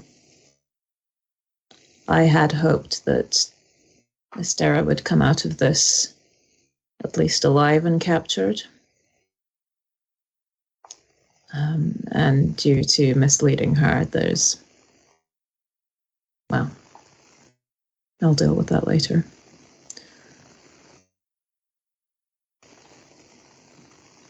I'm sorry. And she kind of drops her folder at this moment, and you see some compassion and concern in her face. I know this must be hard for you. I saw your sire walk in. I know how she looked.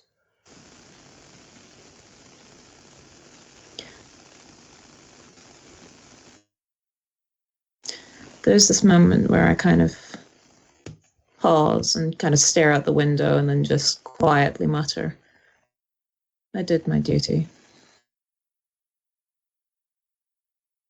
It needed to be done.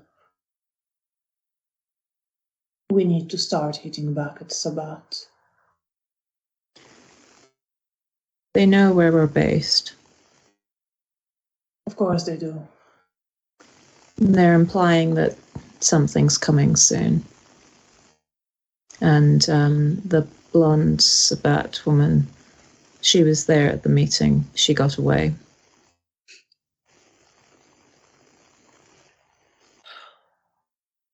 She just lost her head. Never mind that. We got one of them. That's always a step in the right direction.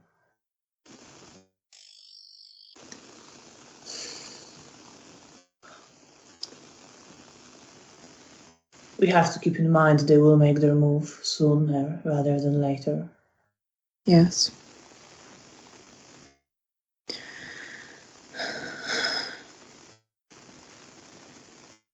I sort of go to sit up and then remember about my hand and put it back in my pocket.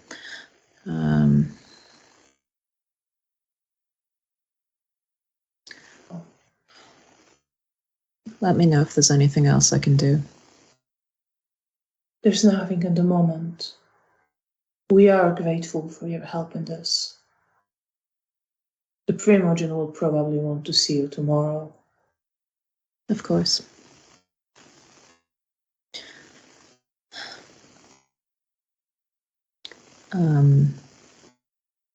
Thank you, Bea. And she, again, it was just more honest, compassionate expression. Looks to you, if there's anything I can do, please let me know. Thank you. And I give her a genuine, if very shaky and sad smile. But I've also dropped my mask.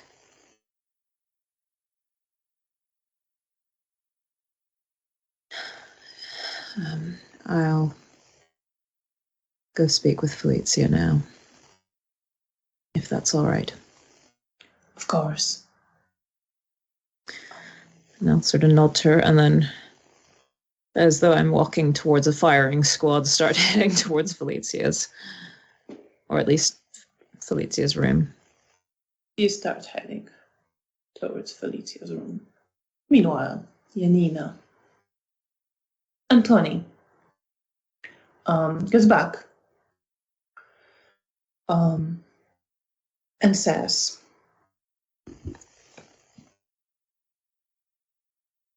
all right, we can speak to the prince in 40 minutes, so we can go see Leonard right now.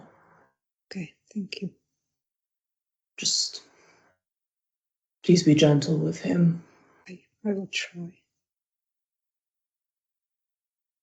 And he leads you to the same room in the basement of Hotel Bristol and opens the door for you.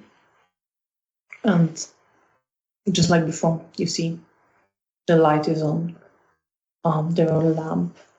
It's placed on the floor between furnitures. Furnitures are all like pushed towards the wall or touching each other. There are chairs that are just like lying on the floor, positioned in a very specific way. And there's a lot of light sources all around. And Leonard is sitting on a bed with his hands wrapped around his bent legs. He looks up at you and Antoni. His gaze fixates on Antoni. He looks back to you again. I'm not trying to hide my emotions. I think I'm very sad and broken when I look at him. Yeah, he just looks to you and says, they're dead. And all wrapped chains of blood. I will go near him and I will kneel in front of him. I'm sorry. I tried to help them, but I messed up.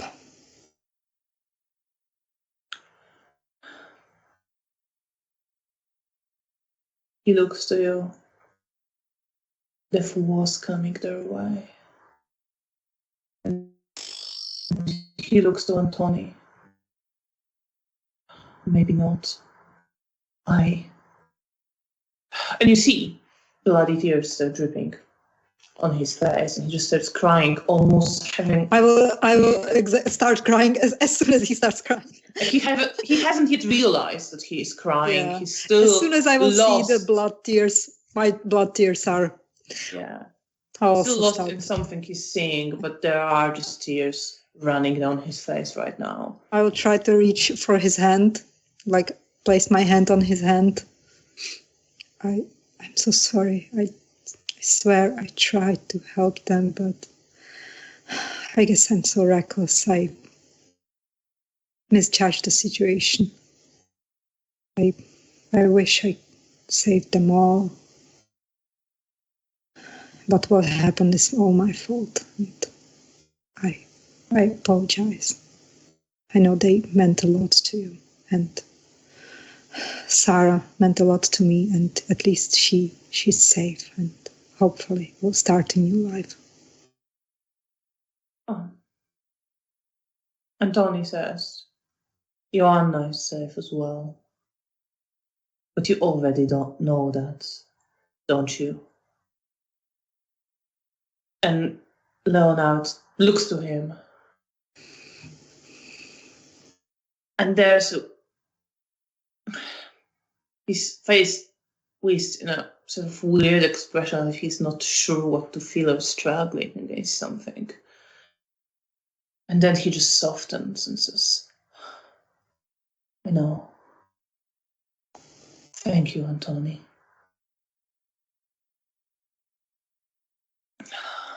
And then he looks to you, Janina. I know you're full of anger and fire. You can't help it.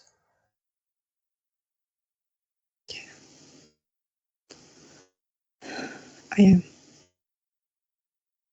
But I swear to you that I tried. I really wanted all of them to be safe. I know you did.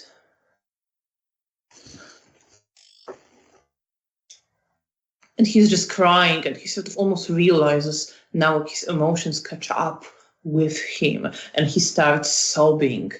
If he lets me, then I will try to embrace him. He will let you, yes.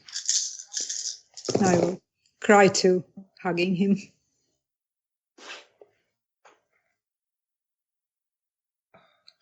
And you cry for a moment. Antoni is just sort of looking at you, standing in the doorway. He's not intervening in any way. He's silently crying inside. Probably, yes. You get the feeling that is the case.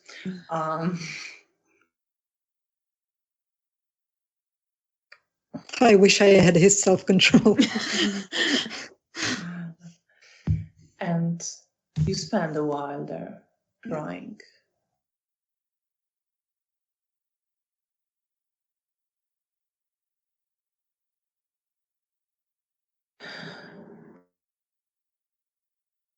After which Leonard sort of calms down a little bit, looks to you.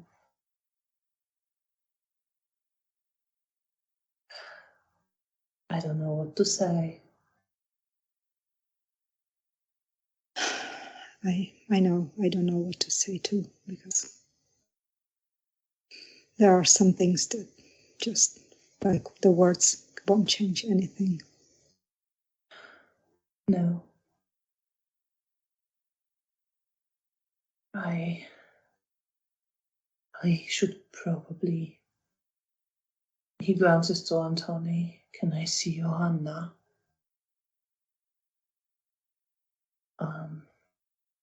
Antoni. Can see him considering.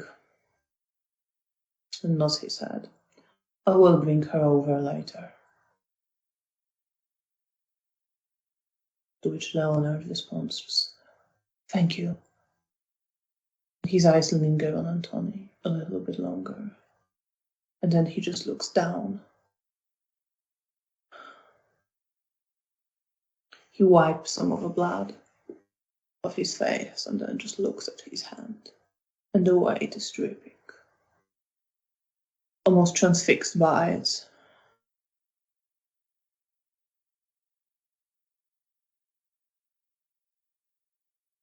What's going through your head, Janina?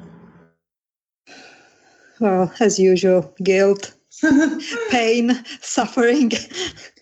All Also a lot of like compassion towards Leonard and Anthony. Like I feel closer to them through the pain.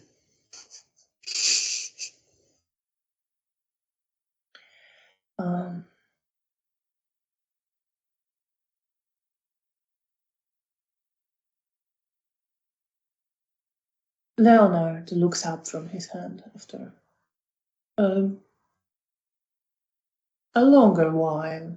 Looks to you. I know.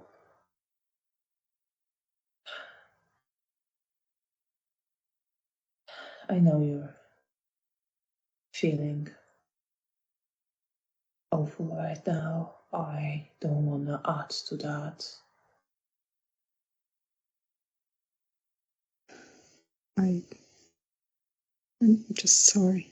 I wish it ended up differently.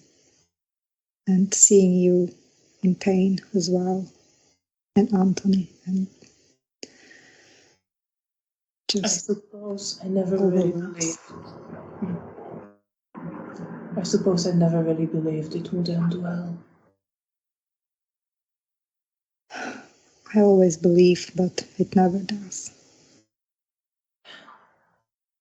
I suppose we're different in that right now. Yeah.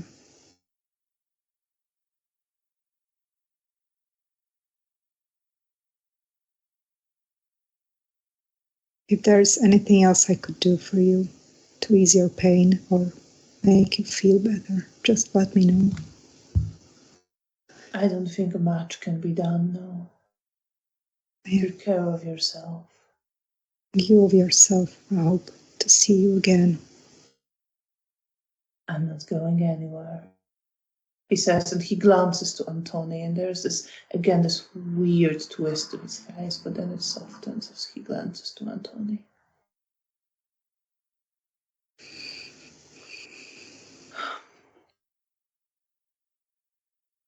Some more time passes, unless you want to say anything else. Probably not. I just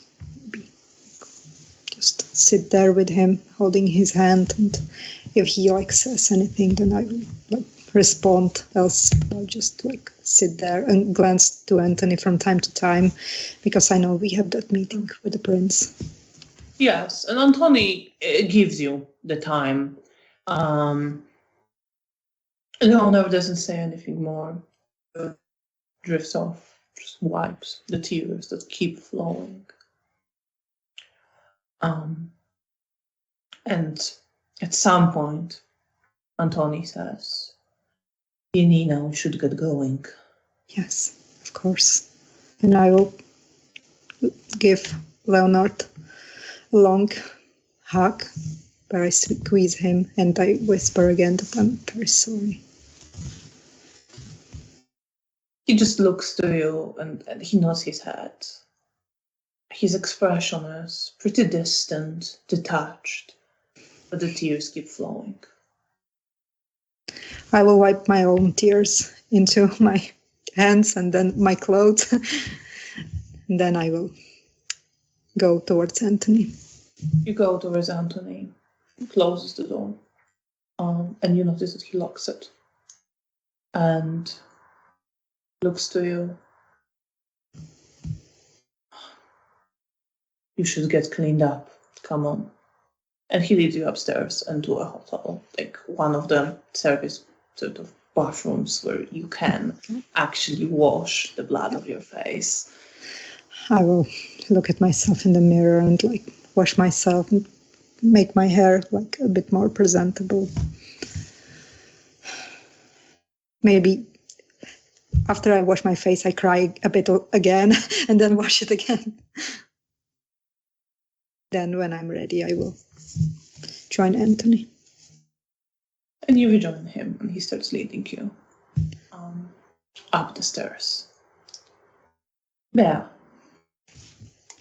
Yeah. you are heading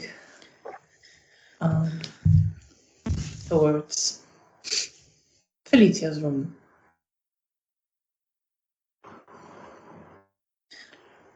Yeah. I just head straight there. No detours. And when I get there, I'll softly knock at the door. There is no response. I try the handle. The door is locked. Do-do-doom.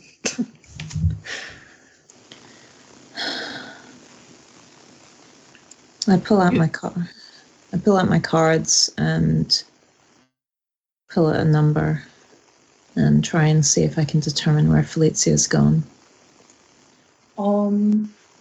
Of course, roll your perception and awareness. Difficulty 7. Mm-hmm. Honestly, I think that she's locked behind the door and doesn't want Belle to go inside. Maybe. Difficulty 7. I have an 8 and 2 7s. So 3 successes. So you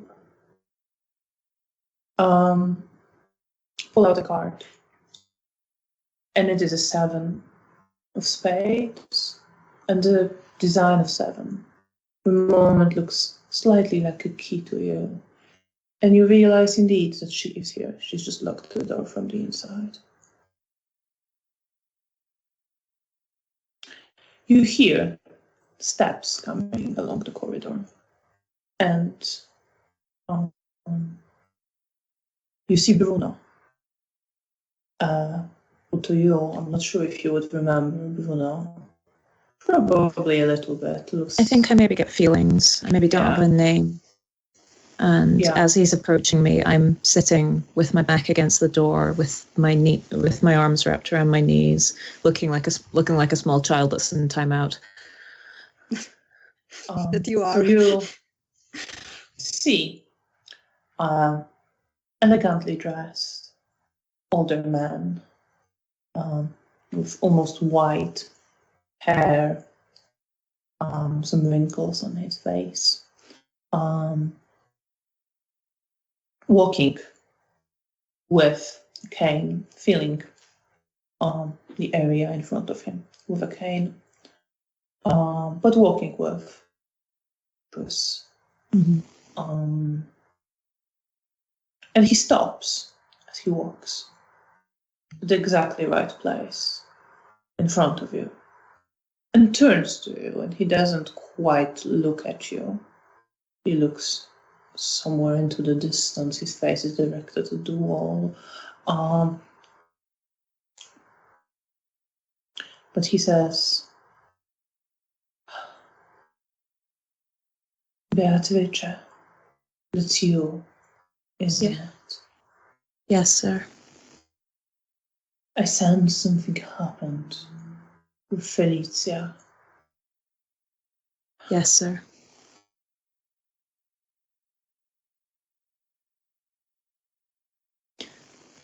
She's usually so sensitive to pain, and this time it's her pain flooding the place. And yours.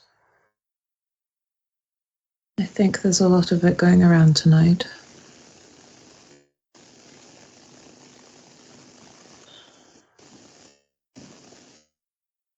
What happened?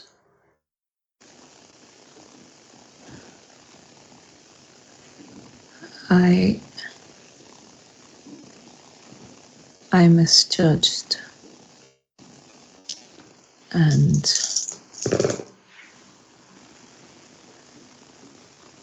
I thought I was doing something that would ultimately benefit her, but I've just made everything worse.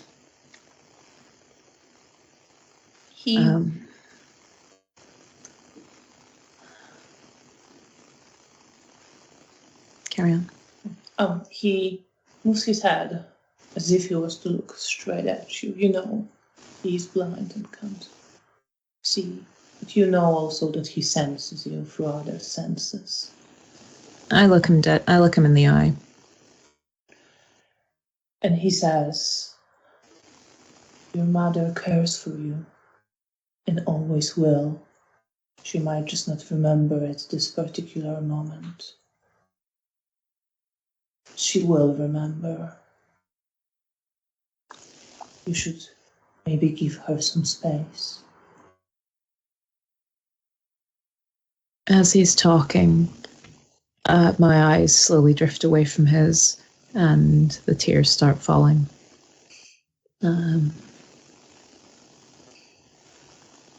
Thank you, sir. I hope that she takes some comfort in your presence, and I'll slowly stand up and make my way to Janina's room and try that door. The door is locked, but I think you would have a key for that. Okay. I'll just let myself in there because I have nowhere else to go at this point. And I go and sit with my back against the wall that leads to Felicia's room. And after a few seconds, just start to cry. You would have heard, as you were walking away, Bruno speaking gently to the closed door of Felicia's room. Felicia, my dear, my sister, we need to talk, you and I. And you hear her open the door. And you hear as you go, you open the door to Janina's room. Lock the door again behind Bruno as he enters. Oh. Meanwhile, Janina. Antoni walks with you. Up the stairs to the floor where the Elysium is, and goes into different corridors that you know are used for offices. You see him as he is walking strengthen himself more and master a much more composed expression. Before we reach the prince, I want to ask him, what do you want me to say to the prince that happened? Should I say her the truth? Or I don't think she will want a full explanation from you. I told her some of the people had to be eliminated, and that I gave blood to one and erased memory of another who was only recently involved in the whole thing. all right, thank you for the That is what happened. Yes, okay. I did not mention what happened between us, and I have no intention of doing that. Thank you. I appreciate that. Not sure I deserve it, but thank you nonetheless. And you see he is now, he somehow managed. He looks very calm and composed. I try to mimic his posture and Roll your self-control and subterfuge with difficulty 8. Okay.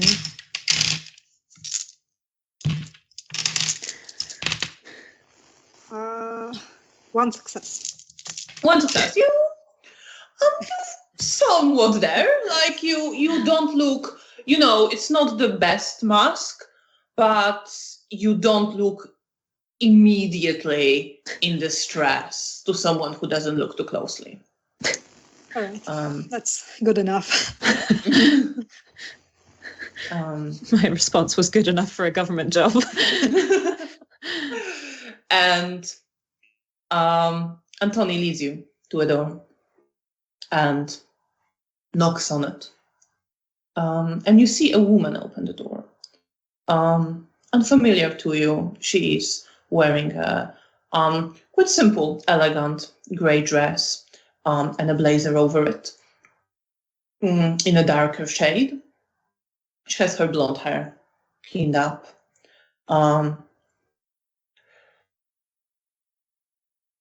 And she gives a small bow to Antoni. Mr. Bielecki, my mistress is waiting. And she glances to you briefly, Janina, but doesn't show any emotion, just lets you go through. Yeah, I will just like say good evening. I see her. She kind of gives you a small bow as well. And you enter a small room, which then leads to another room where she directs you, where you enter and you see the prince, Katarzyna Chodkiewicz, sitting there. She stands up. You see her hair is as always pinned up in a rather elaborate bun. She is wearing a black suit.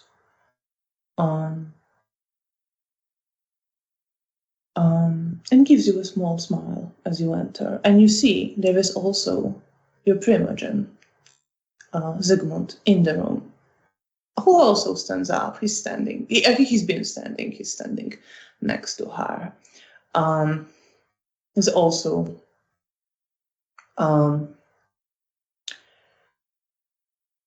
smiling at you.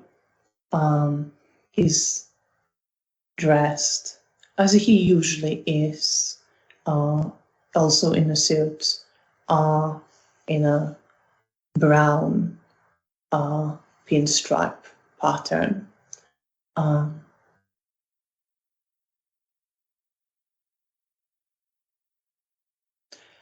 The prince says, Mr. Bielecki, Miss Woźniak, welcome.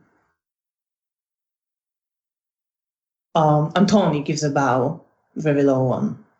I will just have a slight bow. I'm not like doing a low bow because it's just very uncomfortable. So I not like. Prince's eyes linger on you a little bit at that, but she doesn't comment. She says, it has been brought to my understanding that the matter of danger to the Masquerade created by Leonard has been resolved. I would like to take this opportunity to thank you, Miss Shivak, for taking it upon yourself and for helping us to avert this danger. And of course, I thank you, Mr. Bielecki, for any assistance you provided in that matter. I will remember it. Did you encounter any problems? Is there anything else I should know about? I will try to master all of, just like have a clean face, and I will. You did roll for that already. Yeah. So I will just say it was my pleasure to help keep the masquerade. Antoni, everything went smoothly, my prince. The problem is resolved. I will have someone keep an eye on the person whose memory I erased for the next few days. But I believe there won't be any issue.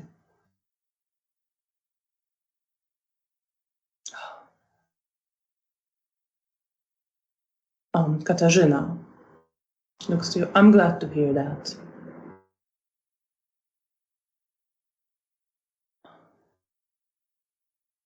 As I said, I will not forget your service.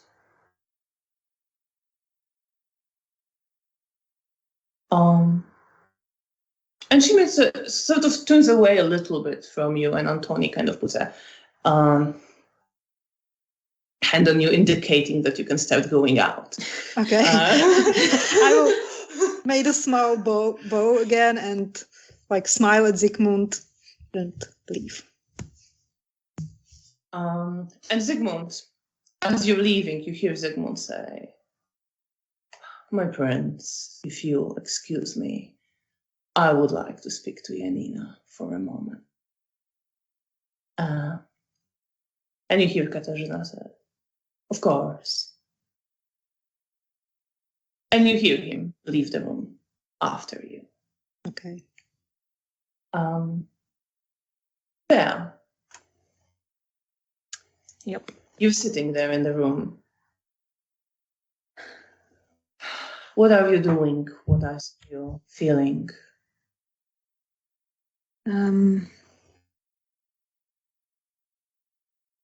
I go to take out my notebook to write things down, then realize my hands are still covered in blood. And so I leave my bag and the journal on the floor and head through to the bathroom and start very mechanically washing the blood off of my hand and then pulling out the pocket of my coat and trying to get the worst of it out of that.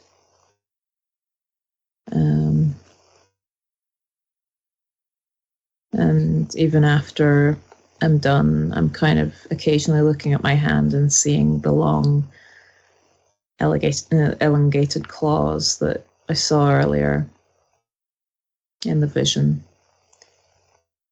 And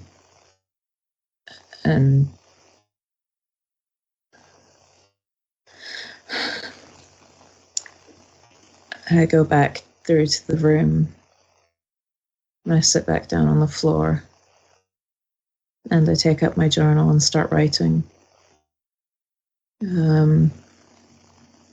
As many of the details as I can, because I need to remember this tomorrow. I'm sure it's going to hurt tomorrow, and I need to know why. It's important to remember this. And the main note that I keep is that several people are dead and it's my fault. Why does it hurt?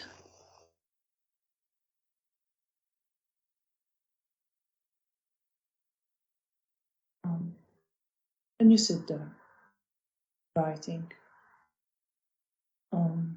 Occasionally you hear some steps somewhere outside, a door closing and opening, but no one comes to this room. You hear wind howling outside. You hear someone shouting in the distance at their friends in a rather drunken manner. But no one disturbs you here in this room. I think in the background there's still a sort of soft sound of the bombs somewhere in the distance. And eventually I go to the bed and pull one of the covers off the bed and take it down to the floor with me and just kind of sit with the blankets over my head with my journal in front of me. Yoda bear. Just trying to feel safe and not feeling safe and feeling alone and feeling like the world is falling in.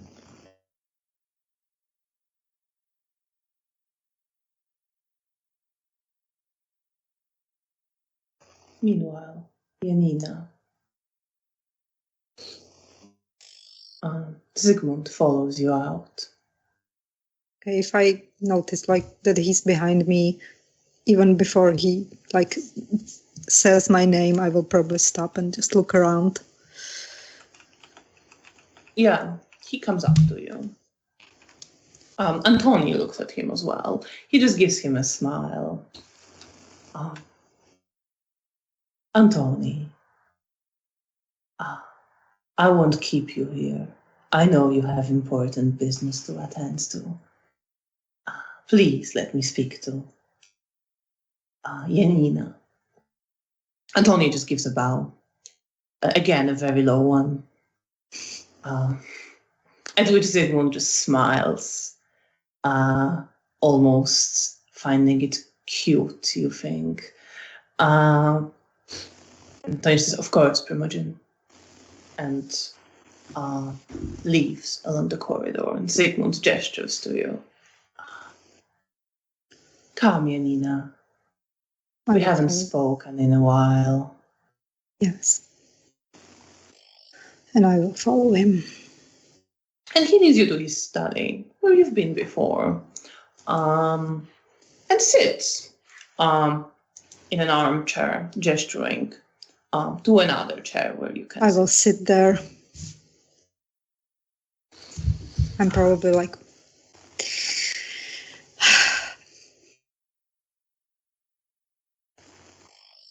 I see. You are distressed. yeah. I just hope we could save more people, but at least it's done. And at least we saved someone.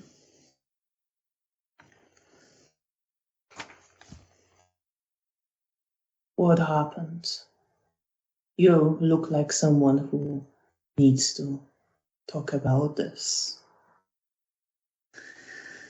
Yeah, I misjudged the situation and it got out of hand because of me, and Antoni had to kill the people that were just... Janina, what did you do exactly? Well, I didn't know Antoni was going to come to the meeting that I set up, and when I saw him there, I panicked. I thought that he was there to hurt the people, and I told them to run, and there was a panic. I will tell him everything except the fact that I attacked Antoni.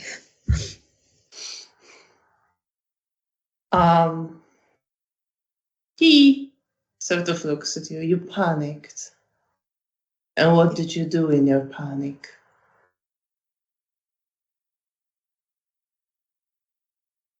Well, I'm trying to lie. I'm trying to just say that I just like screamed, and that I screamed at them for them to run. Okay. That they are going to be hurt. Roll your manipulation and subterfuge. Okay. Let's see how this goes. What is the difficulty? Difficulty is 6. Okay, 2 successes. Successes. He has 3. Oh, damn it. He says, Janina, my dear child, I see that you're not being honest with me. And I see you caused some trouble.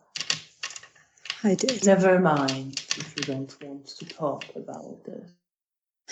I guess. Antoni is determined not to talk about this. In my panic, I jumped him because I wanted to protect the people. He gives you and I regret smile, but it's not a joyous smile. It's more a smile of someone who's seen it all many times before. And of course, this is what happened, sort of expression that he doesn't hide in any way.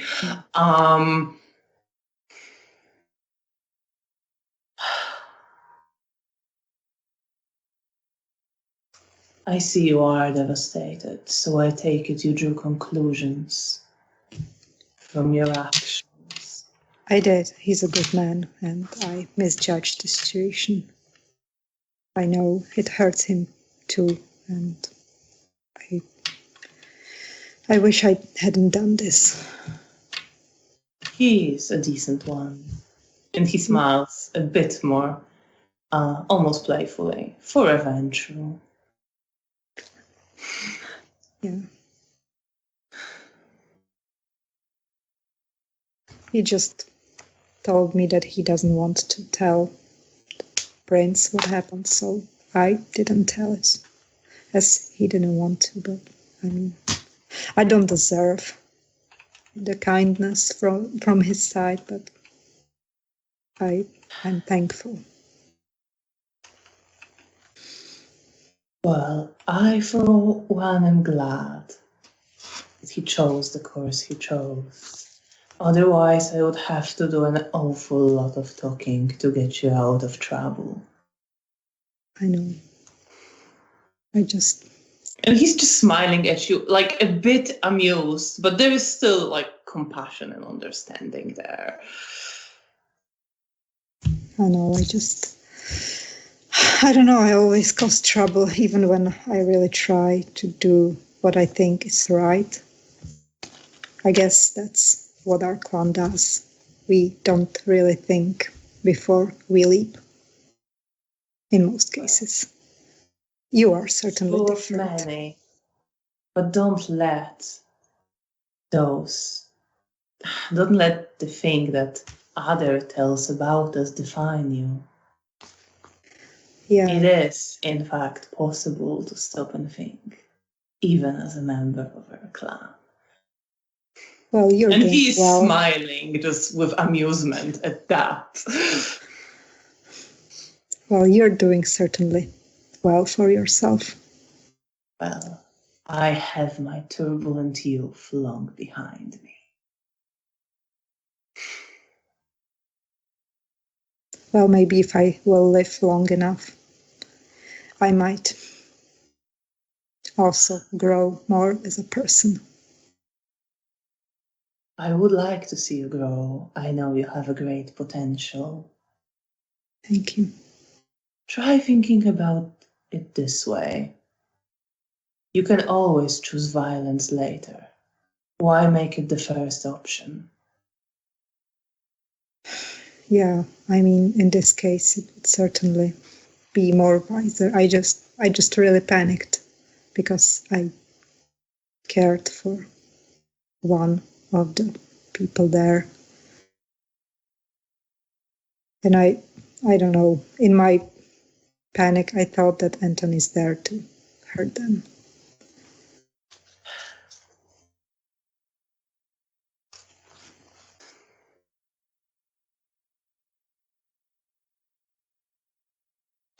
I understand. You should see what I had to deal with Isidore. Yeah, well. You're certainly not the first one to cause trouble. Yeah, well, I caused trouble for Isidore as well. I guess I'm just causing trouble everywhere. He looks to you and he either stops smiling, he goes more serious. Considers you for a moment. I can see you're not coping very well with a transition to our existence still. I guess not. There is just not enough good things for me to be concentrated on. Don't know how else to put this.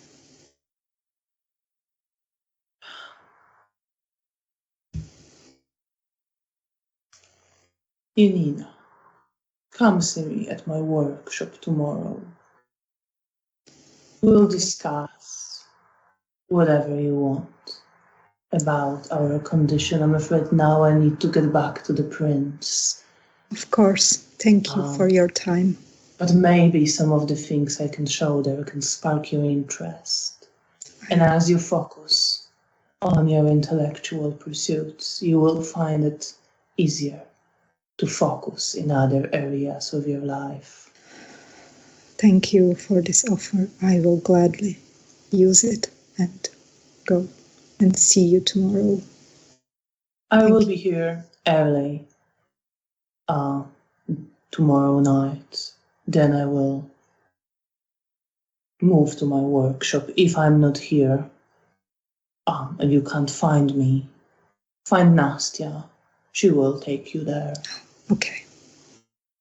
Thank you for your time and for your understanding. Of course. And now when I'm like leaving, if I see Yeah, that I he's can, standing up, sort of. then I will like bow very low, like imitating Anthony when I go. He smiles, genuinely amused at that. Don't do that. And I will smile genuinely at him. I won't, and just go away. Go towards Bea, my and Bea's room, I guess. I'm sorry, I volunteered your room as tribute. So you head there. You enter the room and you see Bea sitting there, wrapped in a blanket, writing in her notebook. I will probably like stand there like for a few seconds when I close the door, like just to watch her. And then I will just get on my force and will crawl towards her and like sit next to her and just ask, is there like a place for me too under the blanket? I very gently sort of hold up one corner.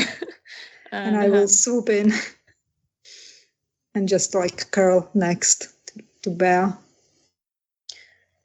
I'm making sure there's like a sliver of space between us, Yeah. but I'm not actively pulling away.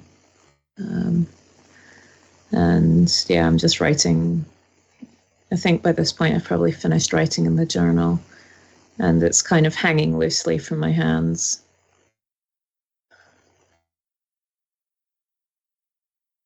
I never used to understand when you and Mara talked about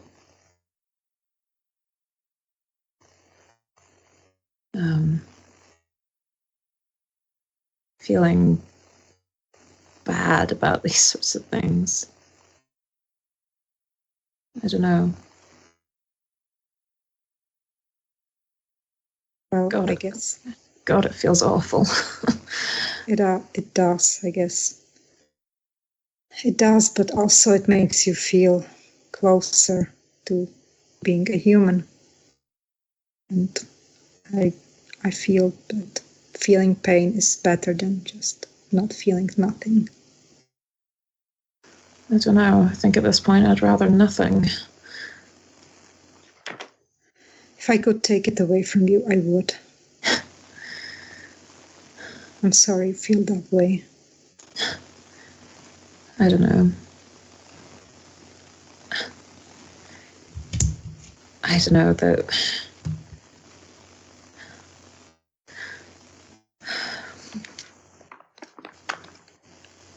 Did you talk with Felicia? The door was locked. I guess she needs time for herself, for her grief. I'm sure she will forgive you. She opened the door for Bruno. But she and Bruno are very close, and I guess sometimes you need to be with someone else than the one that you feel hurt by. But I'm sure she will forgive you. I don't think there is anyone else left in this world she cares more about than you. And that's my fault. No, it's not. It's not your fault what happened today. You did not hurt Esther. I don't know. I think I did a pretty damn good job of it.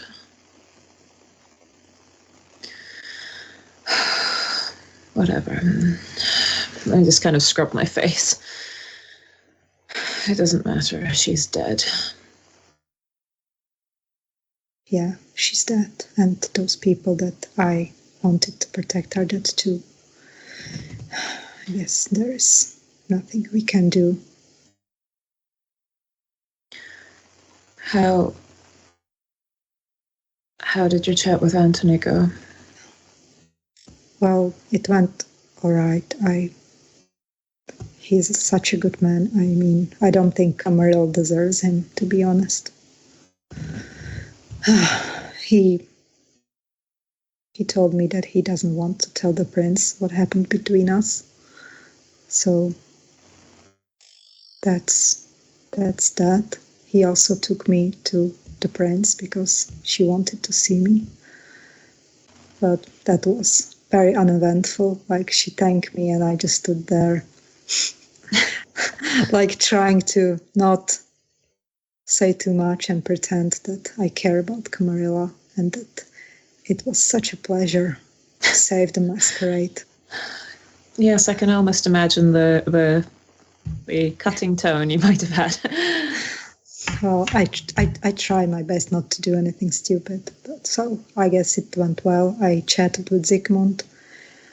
I told him the truth about what happened because, he could clearly read it on my face, so there was no point in hiding it. And he took it, well, as usual, like, seems okay with it. I guess he saw some stuff.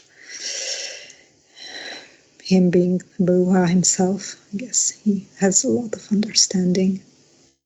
And I also went to see Leonard, and I told him what happened, and we cried together, and I don't know, I hope he forgives me.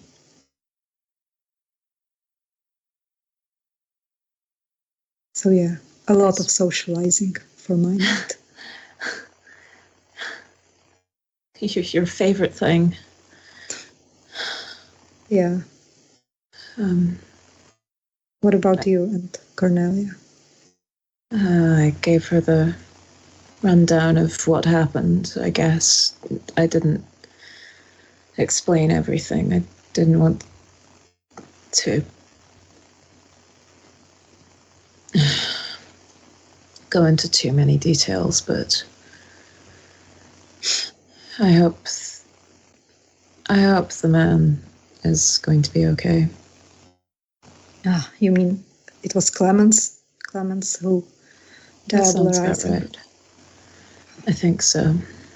Well, I can talk to him about what happened because it happened to me too.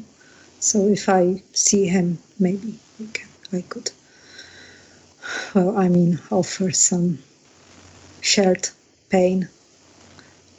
I guess that's all I can offer. You said earlier that the Camarilla doesn't deserve Anthony. Do you think it deserves me? Well, you certainly fit there, but so does Anthony. And I think you deserve the place where you are happy. And if Camarilla makes you happy, then they deserve you, but only if you want to. A very diplomatic answer. I mean, you seem like you care about this stuff, this society, and that, I mean, they would be lucky to have you. It's okay.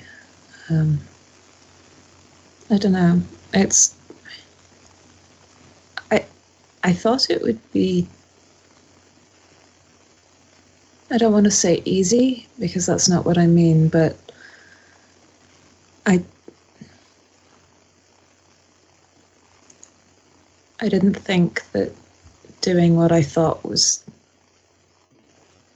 right, or at least correct, I didn't think it would hurt like this. It's never bothered me before. Maybe you spent too much time with me. Maybe. You're a bad influence. Yeah. And I give her a genuine smile. I smiled back at her. I wish your Camarilla influence would rub off of me, but so far it's like It's not hitting the right spots. I mean, sometimes I try, but I guess my dumb Bruja brain just... You're not dumb. I know. It's not dumb, it's just emotional, I guess. But you wouldn't be Janina if you weren't emotional. Yeah, and I guess we both are influencing each other, and maybe together we create a balanced kindred. Maybe. That can fit both into Camarilla and also make right decisions from the heart. Can you imagine? No. Someone like perfect who doesn't make mistakes and makes everyone happy. One can dream, right? Yes. Big ambitions. Oh, yes, one vaguely functional kindred. Yeah.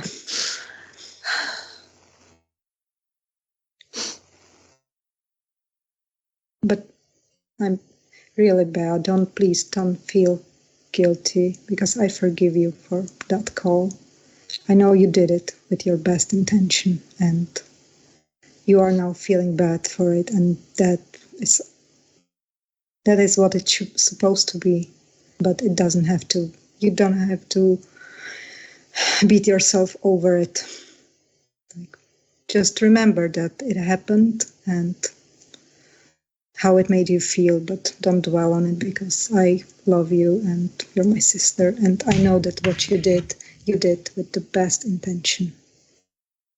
And if I wasn't as I was, things could have been better. Maybe we would save more people, but I did the mistake that got them killed, not you. How about we call it a team effort? All right. And I should have been there to help you with Felicia, so you are entitled to blame me a bit for not being there, because I could have helped. So I guess we are even. Even. I'm going to make a self-control check. Go for it. Difficulty 6. I have 1 success. And I slowly extend the hand that hasn't been stuck in my pocket. We're even. All right, I will touch her hand and shake it and press it very firmly. I'll hold on to it for a second before letting go. I will let go too, and so do you want to spend the day sleeping in a fortress? Yeah, why not? Okay. And I will take the other blanket, and I will try to make some sort of like structure between the beds. So I mean, we could. Yeah, you can get that done, absolutely, and you curl up there, I imagine. Yeah. Daniel, then come back. This is the blanket for Daniel. Not long before dawn. So knocking at the door, he enters. He just looks to you. Well, he obviously doesn't know what to say. You can join us in our fortress. You're welcome. I think I'm okay on the bed. All right. Well, your loss. There's a very, very weak chuckle from Bea. It's very quiet, but just... He looks concerned, mostly. Like, oh good, you've both lost your mind. But he just takes off his shoes and, as he would, that's a progress, lies down on the bed. And what's going through your head, Janina, as you're falling asleep? There is like a sense of calmness. I'm like devastated and sad over everything that happened, but there's also, I feel that I kind of like bonded with a lot of people today, and like with Anthony, Leonard, even Zygmunt, Bea. And I feel like sort of like almost peace that I know that I'm not the only one suffering. And especially like seeing Bea being genuinely like sad about it, it also like makes me like almost proud of her. You've come so far, honey. Like, yes, I feel like peaceful and bonded to that there are others like me, that they are also like suffering with pain. And of course there's like guilt, and when I remember everything that happened, and I even feel like bad for Felicia, knowing that she's like there alone. And I know that this never happened before, that she would like shut Bea off. So that's what comes through my head. But I'm really happy that Bea's with me, with Daniel too. And you, Bea? What are you thinking about? What are you feeling? I'm feeling lost and completely overwhelmed, and I don't really know what to do with these feelings. Janina's provided some comfort by saying that this is what it's meant to feel like. God, I hate it. And I feel so far from Felicia, even though there's only a slim wall between us. It feels like 1,000 miles.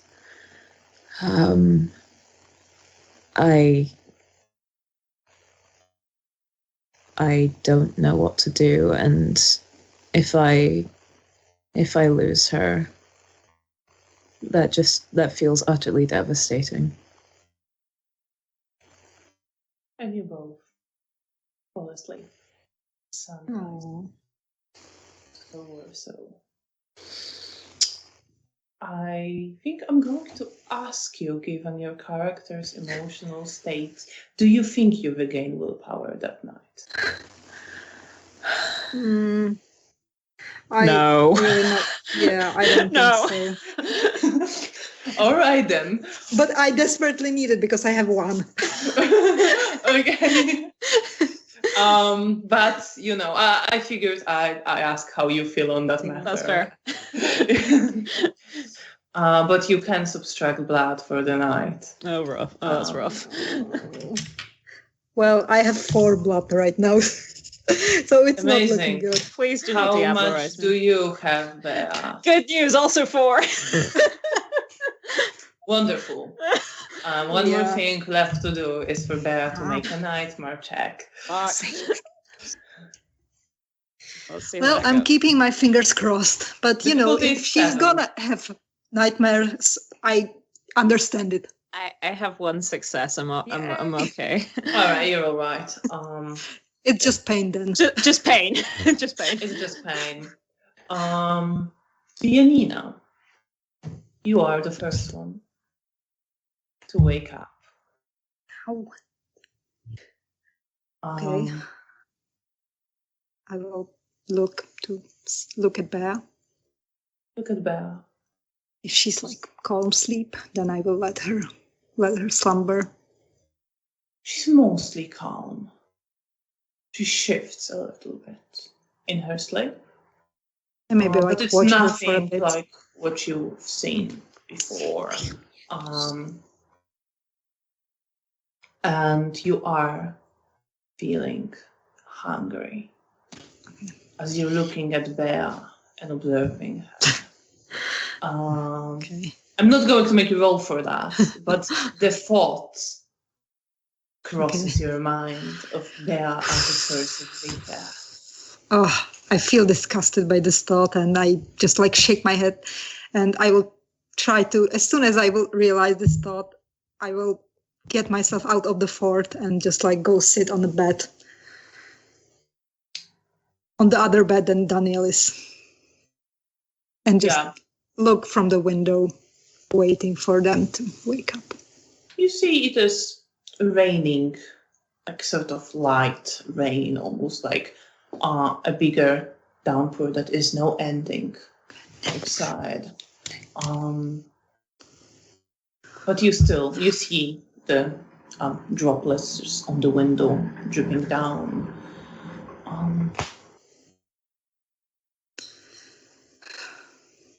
It doesn't. I'm sorry, I was just gonna say that I'm thinking about what happened last night, and I still probably feel sort of like coldness, but I think it's more like now I'm more devastated again because I just feel, I remember all those deaths again, and I just feel very bad. And for Anthony, and I'm just also thinking about him, if he's like thinking about what happened like right now, or like when he wakes up. And I occasionally glance towards Daniel and towards the fort. It doesn't take long for Daniel to wake up. He sits up on the bed, looks around, stops when he sees you.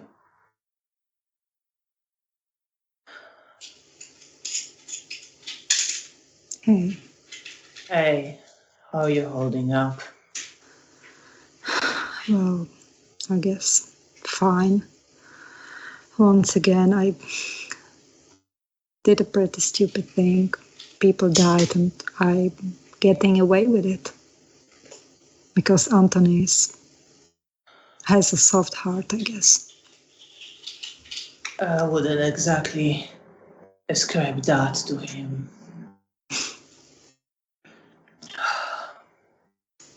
For what it's worth, I'm glad he didn't make a thing out of it. He could have. It's what I would expect from a Ventral. Yeah, well, we talked yesterday, and he told me that he doesn't want to tell it to the prince what happened between us, so I also saw the prince. You will be delighted because I told her that it was my pleasure to help her preserve Masquerade and for the Camarilla. And I even tried to bow. He gives this mocking, but also kind of bitter grimace at that. I'm sure she was delighted to see that. Yeah, I guess she was. I also talked to Zygmunt, and to him I have told the truth about what happened because, I mean, he could see it. So there was no point in trying to lie, but he was very understanding, I guess. He must like you more than he likes me. But then again, I'm not surprised. Well, he seems like a nice person. I mean, he invited me to see his workshop tonight. So I will probably go there to see what he's up to and just, take my mind from things. I think for once we don't have any tasks to do tonight, except that I will just I made a mistake and I forgot to feed, and I feel like it's getting out of hand again. So if you will be able to go with me, and maybe Bella will go with us, I have to feed. Sure. And I don't trust myself. No, it's better that you told me then. Well, we know what can happen. Yeah, yesterday was so full of things that it somehow got out of hand before I just realized right now in the morning when I was looking at Bea, and I had some nasty, nasty thoughts about her and feeding, and I just don't want anything to happen.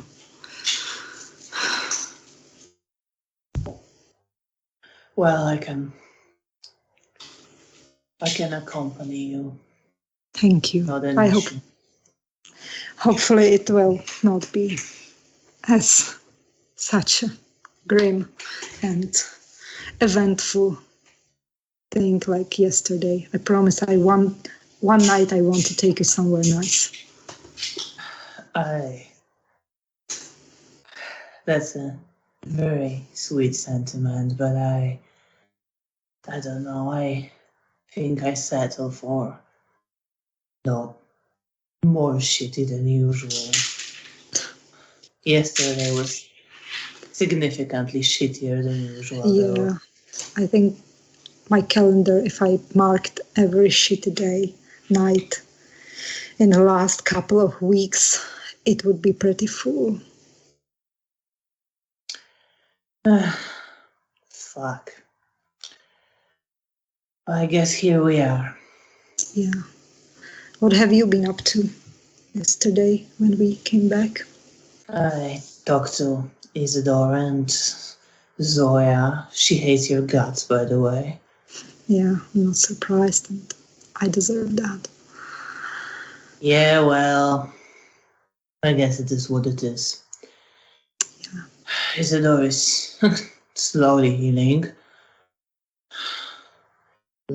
Considering he lost part of his face, I say it's success. He's still walking, but he's recovering. We want to search for Oscar. Yeah, I hope he's okay. From what I heard from you and Bea, I don't think okay is how I describe his situation, but I hope he's alive and we can get him back. Yes, we don't leave our own. Yes, I hope he can be still saved. I know you wanted to help and we'll work something out,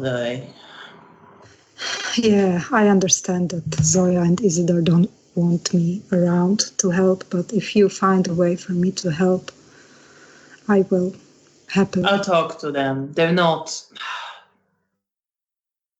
I get where they're coming from, but they want to help him. That's all they talk about. Isidore is furious that he's injured. Yeah, I understand it. I'm just glad he's smart enough not to go off while he's so injured. He looks and he just gives you a smile. Yeah, well, I wish I was as smart as him, and I'll smile back cheekily. Yeah. There is some memory of shouts and bombs and some pain tearing at you as you wake up, but it's not. It's something different a bit than it usually is. And it fades away as you wake up. I think I sort of curled up position in the pillow fort. I just kind of squeeze myself in tighter, maybe grabbing like a bit of the blanket and just pulling it in this sort of everything hurts, but it's not physical and I don't understand it. And I don't know why this hurts and I'm just confused and I just kind of want to stay in bed, but I'm also hungry. You are. It tugs at you. And you hear Janina saying someone's smarter than she is. That's a lot of people. I think after a few moments I'll kind of stir and then sort of peek my head out of the blanket fort, still kind of clutching one of the blankets. As soon as I see her, I will smile at her.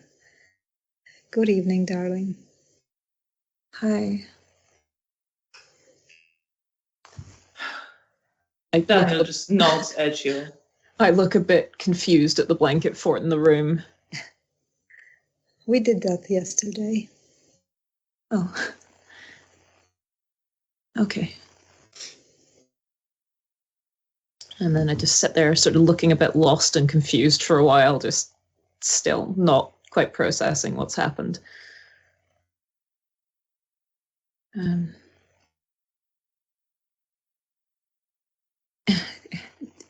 Did you sleep all right? Yeah, I sleep well. You? Yeah.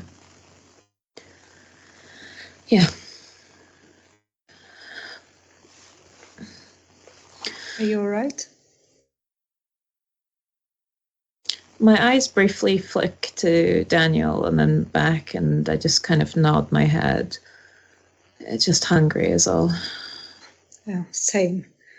Daniel promised that he will accompany me and you, so we could go and feed, because I'm starving and I hate that. Yeah, we should. And he starts putting his shoes. Let's I get will going, shall we? Yeah, I just look at Ben. Maybe check your journal before you go, so you were up to speed. And if you will have any questions later, then I will answer them. Okay? I just nod and then grab my journal and start going through the last couple of notes, which are a doozy. And my face just kind of slowly gets more and more crumpled and heartbroken as I go through it. And then I kind of look to the wall, through to Felicia's room. And then back at my journal and close it. And grip my teeth and then stand up. You're right. Yes. After we come back, we can try and go to visit Felicia. I have a meeting with I will probably have a meeting with the Venture Primogen. Oh, right. I promised Bruja Primogen that I will go visit his workshop. Look at us going up in the world. Daniel rolls his eyes at that. Yeah. And gives like a whistle. Sort of mock impressed. She very much said it with this sort of dead, like, and then just and sort of straightens herself and pulls on a slightly shakier but more familiar smile, which feels very much like a mask. Right, we should go. All right. Yeah, so we can get back to your important meetings. Yeah. Says, And you just sound pretty bitter. And when we both come back from our meetings, if you want me to accompany you to Felicia, I will gladly do that, so you weren't alone. I think I need to do that by myself. Right, but you know that you can always count up to me. Thank you. But let's go before we create more problems. Yeah. And you head out of the Hotel Bristol. Just before we leave, I do say to Daniel, like, thank you for being there for Janina. Of course. Where else would I be?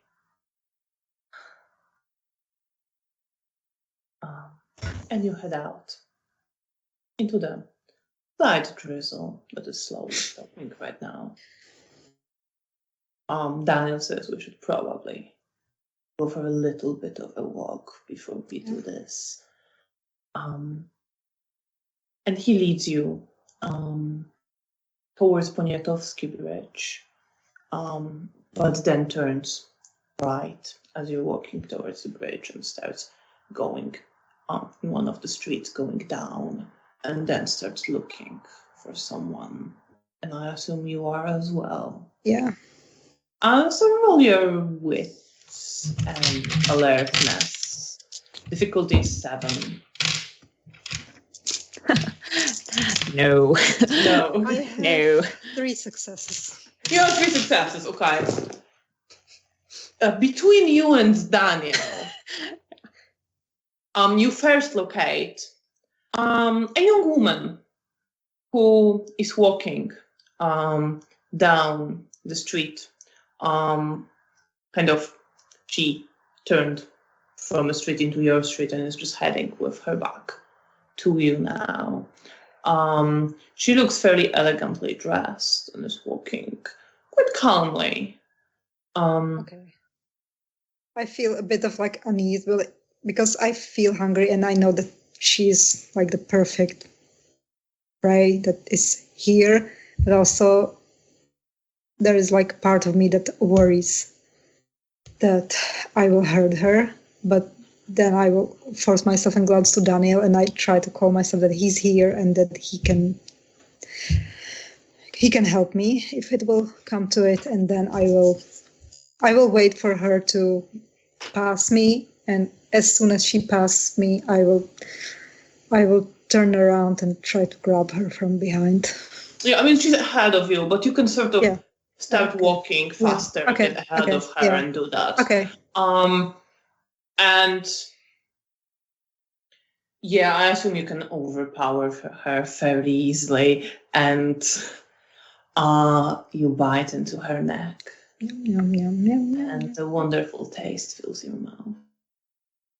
And you want to lose yourself in it, at least part of you does. So please roll your self-control. Difficulty is 8 for you. Well, no, I have 8 and 1, so no success. No success. So you thank God lose yourself. I brought Daniel it. with me. There you see that Janina is drinking for a little bit longer than is wise, and Daniel moves to Yep. Janina.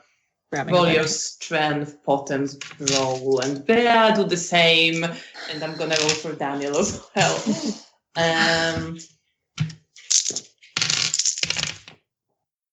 What is the difficulty?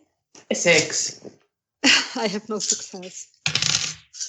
You have no successes. No. Okay. I got more successes than Janina. Yeah. Accomplishment. On my 1 dice. Wow. And Daniel got 3. So between the two of you, you very easily, like surprisingly easily put her, like she almost isn't holding on. Too distracted. Janina, you can get 3 blood points. Okay. That's good. That's all I wanted. Okay. Great. And you feel this, and because you didn't botch your self-control, you can spend willpower to come to your senses and control yourself. I guess I will, because yeah, minutes before I was thinking about this situation, so I think it makes sense for me to spend the willpower, because I guess I would realize that what I didn't want to happen happened. So yeah. So you. Sorry. But yeah. I think seeing the woman on the ground after Janina's been pulled off, there's part of me that would normally just leave them there, but there's now this part of me that just feels uncomfortable, and I'll quickly bite into my hand and drip some blood into her mouth, and then close the wound. Daniel looks at this, like once he realized Janina isn't struggling anymore. Just doesn't say anything, but looks pretty shocked at that. Belle learned a new trick. Aren't you proud? Yeah. And the woman sort of starts staring, and she swallows the drops of your blood. I'm already standing and starting to move away. Yeah, Daniel puts arms around you, and yeah, we should get out of here. And you feel that you lost control and you need to remove yourself from here to stay in control. And you turn into one of the streets and you just disappear. And Yeah, between you and Daniel, you had enough successes to then locate another person.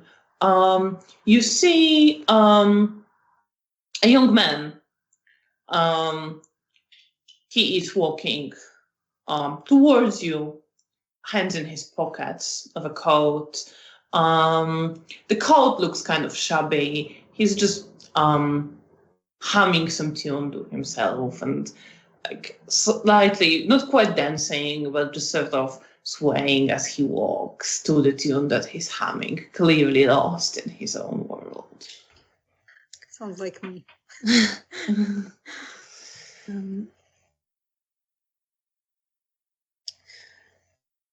I think I probably found a dark corner when I saw him coming and just kind of got into it. And wait for the shadows to sort of become one with me, and then when he comes past, lean out and bite. You can do that. He doesn't see you. And you bite, and it's the same. Roll your self-control. Difficulty is 6 for you because you're not a bruja. Yep. You will be. By osmosis. I have an 8 and a 10.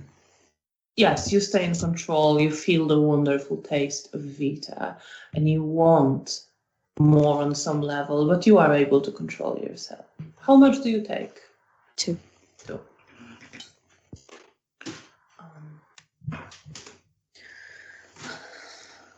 So the man collapses as you release him.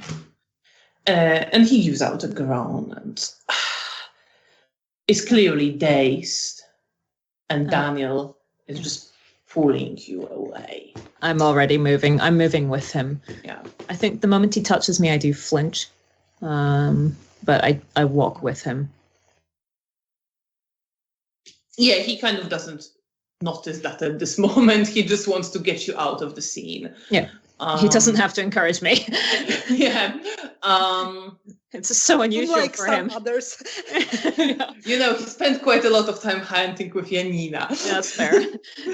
I must be novel. And you move away. He doesn't touch you for long. He like lets go once he realizes you are heading in the direction. Well, first into a side street and then starts heading to Hotel Bristol. Are you better? Yes, thank you. Right, well, important things await you, I suppose. Yeah. Thank you. Yes, thank you, Daniel. You are the power muscle of our group. Well, just shrugs and starts walking towards Hotel Bristol.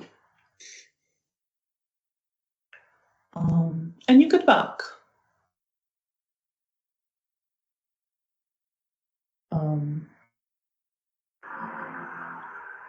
Where do you head once you're back?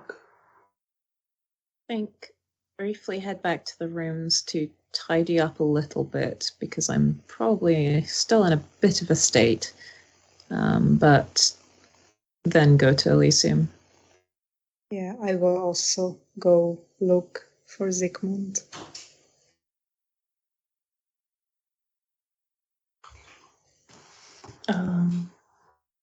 And you see, as you enter Elysium, Zygmunt is indeed there. And he's talking to Mihail, sitting next to him. And they're both sort of smiling at each other. And Mihail gives out a laugh. And Zygmunt just smiles as they are talking.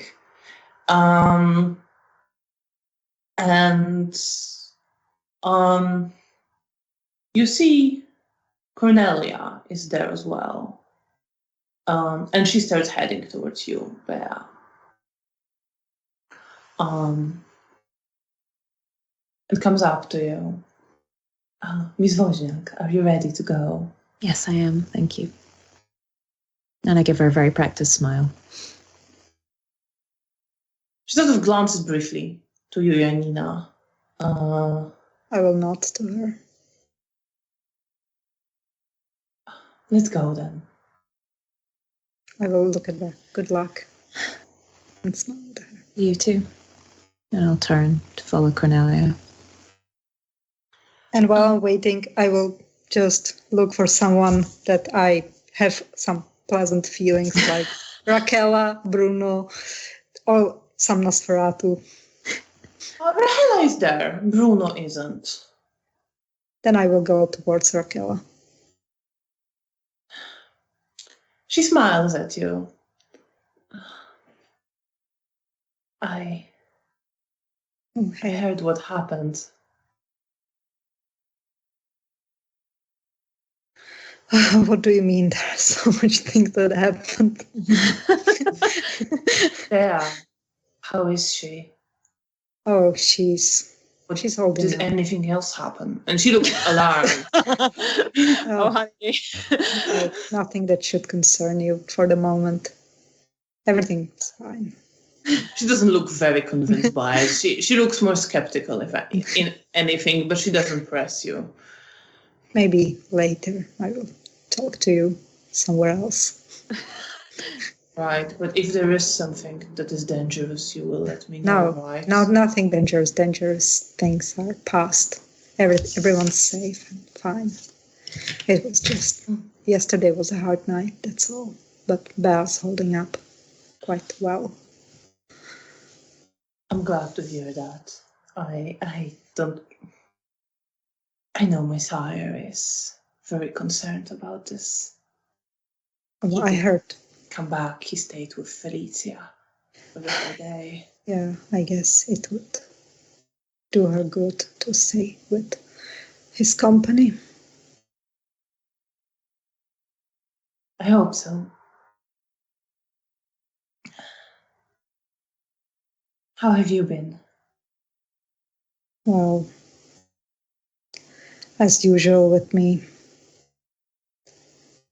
did some bad choices. But I'm still here. And I guess I'm fine. Today I should visit Zygmunt in his workshop. He invited me. So I guess at least it will be something less. Hopefully nothing will go wrong there. So. She looks around and just says, it's good to stay close to him. He's an important person. He can protect you if necessary. Yeah, but I don't stay close to people because they are important. I stay close to people that I like. But she gives you a smile. Perception and empathy.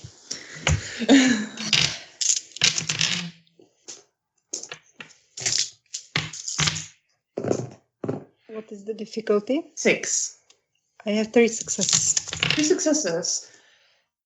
So you see some surprise and almost a little bit of pity in there. And worry as well.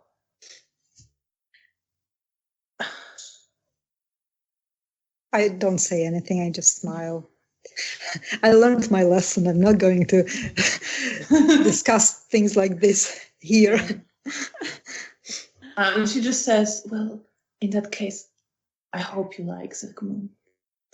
Yeah, I do. He has been nice to me so far. That is the experience I had with him as well, the very little that I had. You're lucky. That's all I meant. Thank you. I will just maybe chit-chat with her. You chit-chat with her a little bit. She doesn't really say that much. You don't see Eliza around, and you get the impression Hela is sort of preoccupied and glancing towards the door that leads, into the offices and service corridors there. And after a while of that chit-chat, you see Zygmunt stand up and with a smile say goodbye to Mihail, who smiles and waves at him. And Zygmunt heads towards you, having given also a smile to other Toreadors, Stefania and Fabian, who are sitting there. And he comes up to you. Janina. Good evening. Good to see you. I will be heading off now. Do you wish to accompany me? Yes, of course. That's why I came here tonight. You see Rahela give like a small bow, and Zygmunt just shakes his head and says, I'm not bowing, I'm just... I learned my lesson. He's not unfriendly. He smiles at her, but he's just shaking his head. Let's go then. And I will follow him out. And you follow him out. And he leads you to a car. There is a driver there waiting, and he gets in. And you get in. And you, Bea, are also led to a car by Cornelia. And you get into the car. And you both head off to meetings with Primogen. Well, Bea to a meeting with Ventral Primogen, and Janina too, accompanied by her Primogen, heads to his workshop to discuss things there. And I think this is a good place to end tonight's session. That's great. Thank you so much. Thank you. Yeah. Thank you so much everyone. for playing. Thank you to everyone who's been watching us. Yes. We hope you enjoyed this very emotional episode. I guess all of our episodes are emotional.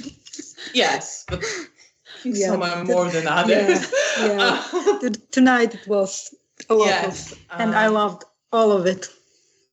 There is a slight change to scheduling for the next episode for live reasons.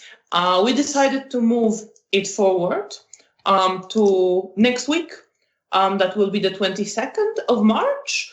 It will be the same time, 6:30 p.m. GMT.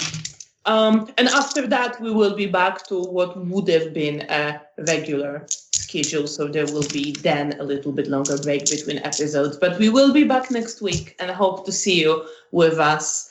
And hope you will enjoy the rest of our story. So good night, and see you in a week. Bye. Good night.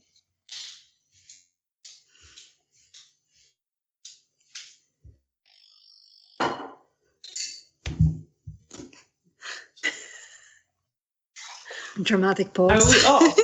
Or are we just doing this on air? We'll find out. Did Max fall asleep? I don't know. Yeah, no, I think we're still live. Well, Sorry about that, everyone. It seems that our tech person went away, and we're here live. Sorry about that. 24-hour stream confirmed is in the comments. Yeah, let's go. Keep going. More vampire. I mean, I'm happy too, but it is getting late. yeah, I'm very tired. Where is he? Maybe we can summon partners with vibes. Yeah, maybe. I'm Send just him gonna. a text. We'll entertain you in the meantime, Alex. You can Yes, I'm gonna go to Cast of Air and leave Faye and Dolores to entertain everyone as I go to check what happened to I hope he's the person okay. responsible for doing technology. Sorry about that, everyone. Yeah, how was everyone's day? That's in the comments. How was your day doing, Dolores? Yeah, well, I'm really happy that we played. Yeah. But now I'm tired. I'm super tired. And Fair. I have to shower, so. Oh no. Yeah. Do the extreme method of ending a stream, shoot someone live on air. That would be an extreme way to end the stream.